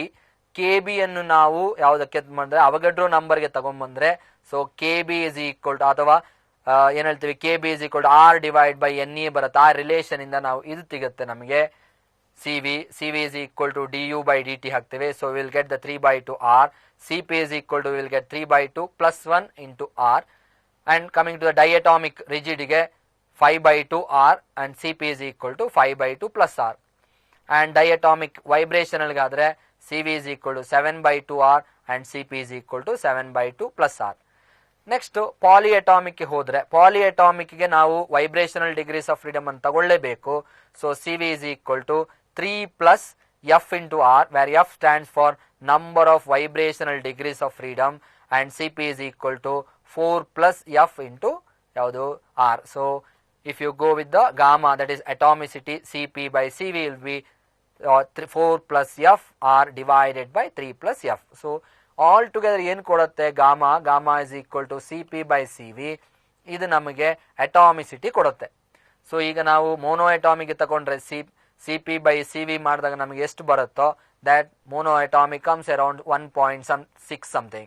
So that is gamma. Coming to a diatomic, it comes roughly around 1.4. So atomicity gamma value ಕಡಿಮೆ ಆಗ್ತಾ ಹೋದಾಗೇನೆ number of atoms in a molecule goes on increasing. Next we will go with problems related with this. So here you can see a graph wherein on the y-axis it is taken as a logarithm of P. Log P versus log V ಕೊಟ್ಟಿದ್ದಾರೆ. So logarithm of reading of pressure and volume for an ideal gas were plotted on a graph as shown in the figure. By measuring the gradient, it can be shown that the gas may be. ಈಗ ಅದು ಯಾವ gas ಮತ್ತು ಯಾವ change ಆಗ್ತಾ ಇದೆ ಅಂತ ನೋಡಬೇಕು. ಈಗ ಈ ಗ್ರಾಫ್ ಅನ್ನು ನೋಡಿದಾಗ ಈ ಗ್ರಾಫ್ಗೆ ನೆಗೆಟಿವ್ ಸ್ಲೋಪ್ ಇದೆ ಮತ್ತು ಇದೊಂದು ಸ್ಟ್ರೈಟ್ ಲೈನ್ ಅಲ್ಲಿ ಇದೆ. General formula for straight line ಏನು? y is equal to mx plus c. m positive ಆಗ್ಬೋದು, ನೆಗೆಟಿವ್ ಆಗ್ಬೋದು, c 0 ಆಗ್ಬೋದು, c 0 ಅಲ್ಲದಿರಬಹುದು. ಆ ಕಂಡೀಷನ್ ತಗೊಂಡ್ರೆ y ಆಕ್ಸಿಸ್ ಅಲ್ಲಿ ಲಾಗ್ ಇದೆ. So log p is equal to m into log v plus some constant c. ಇವಾಗ graph ಅನ್ನು ತಗೊಂಡ್ರೆ ಗ್ರಾಫ್ ಅಲ್ಲಿ ನಮ್ಗೆ ಏನಿದೆ? ಗ್ರಾಫ್ ಅಲ್ಲಿ ನಮಗೆ ಸ್ಲೋಪ್ ತಗೋಬಹುದು. Delta y by delta x ಗೆ ತಗೊಂಡ್ ಬಂದ್ರೆ so will get this m is equal to 2.38 minus 2.10 divided by 1.1 minus 1.3, that is equal to minus 1.4 ಬರುತ್ತೆ. ಇವಾಗ ಸ್ಲೋಪ್ ಇಸ್ ನೆಗೆಟಿವ್, ಅದು ನಮಗೆ ಗ್ರಾಫ್ ಕಂಡ ತಕ್ಷಣ ಗೊತ್ತಾಗುತ್ತೆ. Slope is negative, value comes to be equal to minus 1.4. ಈಗ equation ಹಾಕೋಣ. Log P is equal to minus 1.4 log v plus C. So ಇದನ್ನು ಈ ಕಡೆ ಲೆಫ್ಟ್ ಹ್ಯಾಂಡ್ ಸೈಡ್ ಇತ್ತಂದ್ರೆ log P plus 1.4 log V is equal to C. ಇದನ್ನು 1.4 ಅನ್ನು ಈಗ ತಗೋಬೇಕಾದ್ರೆ M into log V is equal to log of V to the power M ಮಾಡಬಹುದು. So it become ಮತ್ತು log of M plus log of N ಆದ್ರೆ log of P into V to the power 1.4 is equal to gamma. ನಾವು P V raise to gamma. ಈಗ ಯಾವುದೇ ಒಂದು number ನ log ತೆಗೆದ್ರೆ it comes to a constant, some number. Anti-log of some number is a number. So PV raised to 1.4 is equal to some constant. ಇದು ಯಾವ equation ಅನ್ನು apply ಮಾಡುತ್ತೆ? We have this equation for an adiabatic. PV raised to gamma is equal to a constant for an adiabatic change. So it is an adiabatic. One thing is correct. Now next one, ಈ ratio ಇರೋದು ಯಾವುದು? This is gamma. So if this is gamma, then gamma stands for 1.4 for diatomic. ಎಲ್ಲಾದ್ರೂ ಅದು monoatomic ಆಗಿದ್ರೆ it comes to be some around 1.6. So here it is a diatomic, so it is of diatomic. So the option must be it is diatomic. First one, it is undergoing an adiabatic change. The option goes with the third one, diatomic with undergoing a what we call a adiabatic change. Coming to the next question, 2 moles of an ideal monoatomic gas occupies a volume V at 27 degrees Celsius. The gas expands adiabatically to volume of 8V. Calculate the final temperature. ಇಲ್ಲಿ ನಮಗೆ direct relation ಇರೋದು ಏನು, T ಮತ್ತು V ಇದ್ದು. Next T ನಮಗೆ change in temperature find out ಮಾಡಿದರೆ next change in internal energy ಸಿಗುತ್ತೆ. So adiabatic ಇಕ್ವೇಷನ್ಗೆ ನಾವು P V raise to gamma ಒಂದು ಇಕ್ವೇಷನ್ ತಗೊಂಡ್ರೆ ಇನ್ನೊಂದು ಇಕ್ವೇಷನ್ ನಮ್ಗೆ ಇರೋದೇನು, T V raise to gamma minus 1 is a constant. So ನಾನೇನು ಬರೀಬಹುದು, T2 V2 raised to gamma minus 1 is equal to T1 V1 gamma raised to minus 1. Rearrange ಮಾಡ್ಕೊಳ್ಳಿ. When we get this, T2 is equal to T1 into V1 by V2 whole to the power gamma minus 1. Gamma 5 by 3. ಏನು ಕೊಟ್ಟಿದ್ದಾರೆ, gamma the 2 moles of a monoatomic gamma ಎಷ್ಟು ಬರುತ್ತೆ, 5 by 3 ಬರುತ್ತೆ. So 5 by 3 V2 is equal to 8 times V1. You substitute this. ಅವಾಗ ಏನಾಯ್ತು, V1 cancel ಆಯಿತು. 1 by 8 ಅನ್ನು ಕ್ಯೂಬಲ್ಲಿ ಬರೀರಿ, 2 ಕ್ಯೂಬ್. ಅದ ಕ್ಯೂಬ್ ರೂಟಲ್ಲಿ ತೆಗೆದಾಗ 2 cube 2 remains, 2 square becomes 4. So 300 divide by 4 will be 75 kelvin. Next one, ಈಗ ಫೈನಲ್ ಟೆಂಪರೇಚರ್ ಸಿಕ್ತು. ನೆಕ್ಸ್ಟ್ ನಮ್ಗೆ ಏನು ಬೇಕು, delta U. So delta U is equal to what, n into f by 2 r into delta t. n is number of moles and f is nothing but the degrees of freedom 2 r delta t. So problem alli ಏನು ಕೊಟ್ಟಿದ್ದಾರೆ, problem ಅಲ್ಲಿ 2 moles of the gas is so given. So n is 2, ಇದು monoatomic, so degrees of freedom is 3, so 3 by 2, r is 8.314, this is 75 minus 300, that is equal to 3 into 8.314 into minus 225, so that is equal to 5611 or else minus 5.6 kilojoule. So answer will be 75 Kelvin and minus 5.6 kilojoule. So ಇದು length ಇಂದ ಅನ್ಸ್ಬೋದು, ಇದು neat ಲೆವೆಲ್ನ ಕ್ವಶನ್ಗಳು ಇವೆಲ್ಲ. ಇಲ್ಲಿ 2 ಸ್ಟೆಪ್ಗಳಿದೆ. ಒಂದು change in temperature find out ಮಾಡಿ, then you go on to the what we call the change in the internal energy. Next one, the efficiency of an ideal heat engine working between the freezing point and the boiling point. Freezing point ಅಂದ್ರೆ 0 degree Celsius, 0 degree Celsius ಗೆ 273 ಬರುತ್ತೆ, and boiling point ಅಂದ್ರೆ 100 degree Celsius, so it becomes a 370. So ಅದನ್ನು ಹಾಕೊಂಡು ಹೋದ್ರೆ the formula zeta is equal to 1 minus T2 by T1. So this becomes T1 minus T2 divided by T1. Simple substitution, you will get the 0.268. 0.268 is nothing but 26.8. So that is 26.8%. So ಇದು CT level na simple single step problem. Next, coming to the next one. The coefficient of performance of a refrigerator is 5. If the temperature inside the freezer is minus 23 degrees Celsius. ಅಂದ್ರೆ ಏನು, ನಾವಿಟ್ಟ ವಸ್ತುವಿನಲ್ಲಿ temperature ಎಷ್ಟಿದೆ, minus 23 degree Celsius ಇದೆ. The temperature of the surrounding to which the heat is rejected. ಅಂದ್ರೆ ನಮ್ದೊಂದು ಯಾವುದು refrigerator ಆದ್ರೆ ಹೊರಗಡೆ ರೂಮ್ ನ ಟೆಂಪರೇಚರ್ ಎಷ್ಟು ಬರುತ್ತೆ. ಸೊ ಇದು ಏನು, this is T2 is minus 23 degree Celsius. ಅದನ್ನು ಕೆಲ್ವಿನಿಗೆ ಕನ್ವರ್ಟ್ ಮಾಡ್ಕೋಬೇಕು. You have to find out what is T1. So coming to this one, alpha is equal to T2 divided by T1 minus T2. ಇದು formula ಬರೋದು. Rearrange ಮಾಡ್ಕೊಳ್ಳಿ. 5ಕ್ಕೂ alpha is 5. So 5 into T1 minus T2 is equal to T2. So T1 is equal to 6 by 5 times T2.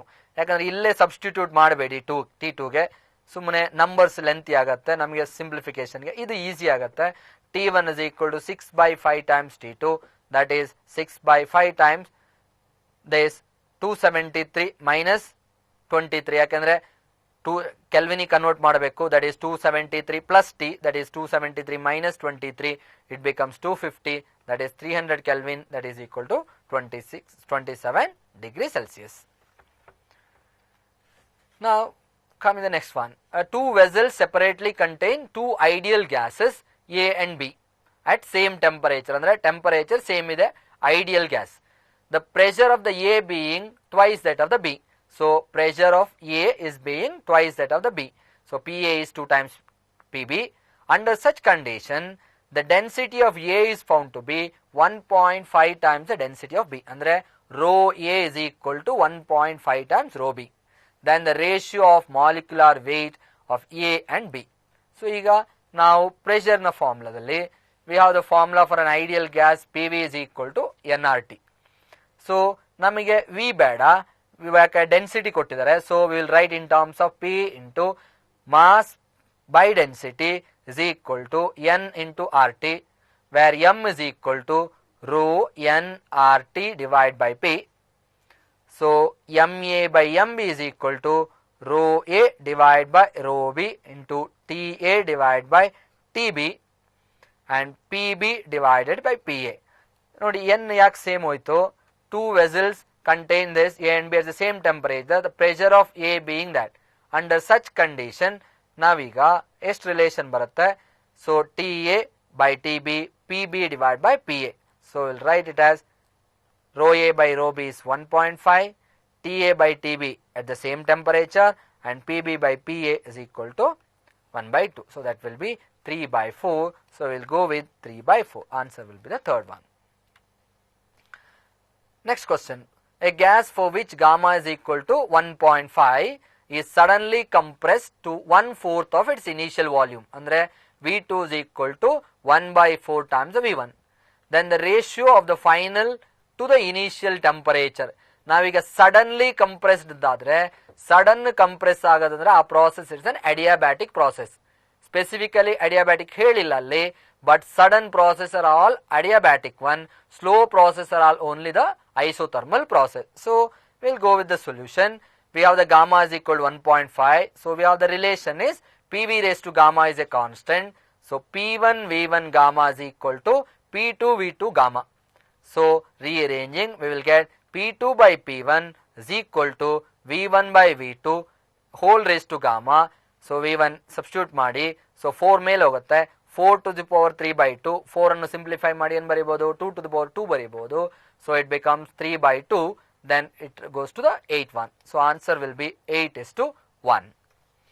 Next, going to the next one, the change in internal energy of an ideal gas over one complete cycle.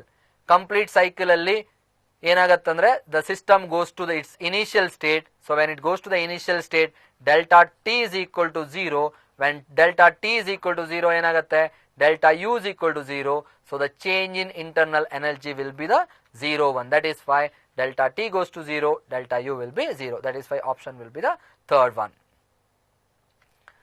Next, an ideal gas is compressed to half of its initial volume by means of several processes. Which of the process results maximum work done? ಈಗ isothermal, ಅಡಿಯಾಬ್ಯಾಟಿಕ್, ಐಸೋಬಾರಿಕ್, ಐಸೋಕೋರಿಕ್ ಯಾವುದರಲ್ಲಿ? ನಾವು ಇದಕ್ಕೆ ಈಗ ಒಂದು graph ತಗೊಂಡ್ರೆ, ನಾವು P V graph ಬರೆದ್ರೆ ಹೇಗೆ ಬರುತ್ತೆ? ಪಿ ವಿ ಗ್ರಾಫ್ ಬರೆದ್ರೆ ಅಡಿಯಾಬ್ಯಾಟಿಕ್ ಸ್ಟೀಪ್ ಆಗಿರುತ್ತೆ, ಐಸೋಥರ್ಮಲ್ ಅದರ ಸ್ಲೋಪ್ ಕಡಿಮೆ ಇರುತ್ತೆ.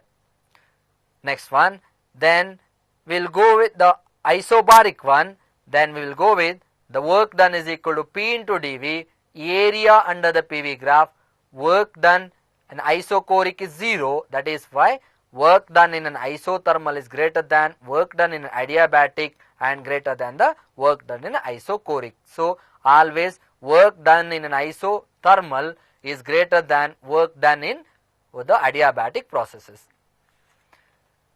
Coming to this one, next one, the material used for cooking vessels such as pressure cookers. ನಮಗೆ ಸಿಂಪಲ್ ಕ್ವಶನ್ ಇದು, ಯಾಕಂದ್ರೆ ಪ್ರೆಷರ್ ಕುಕ್ ಯಾವುದೇ ಕುಕಿಂಗ್ ವೆಸಲ್ ಯೂಸ್ ಮಾಡಿದ್ರೆ ಅದು ಬೇಗ ಹೀಟ್ ಆಗಬೇಕು ಮತ್ತು ಬೇಗ ಕಂಡಕ್ಟ್ ಮಾಡಬೇಕು.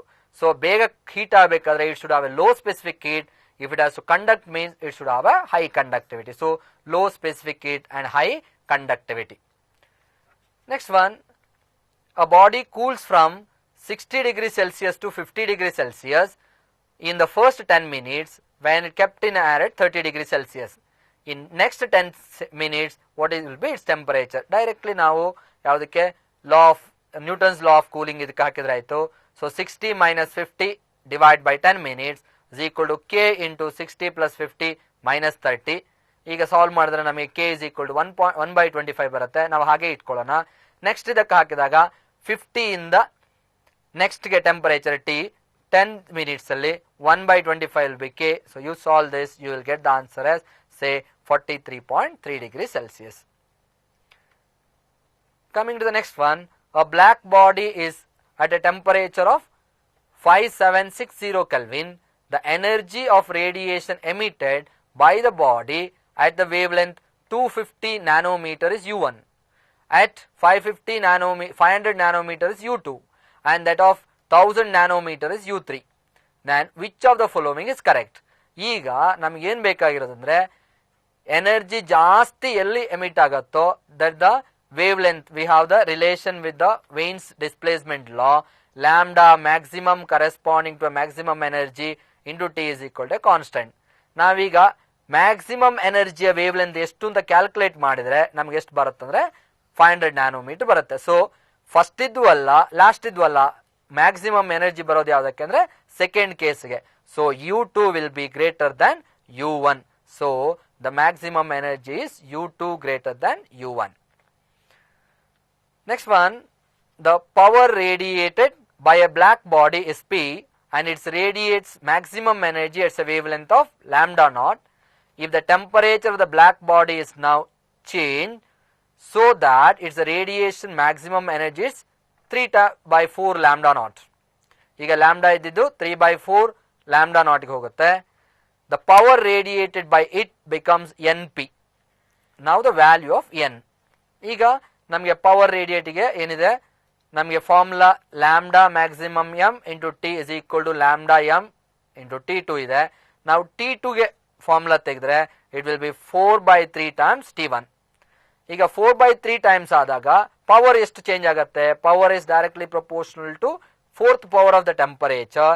So P2/P1 is equal to T2/T1 to the power 4. So 256 divided by 81, that is equal to N is equal to 256/81.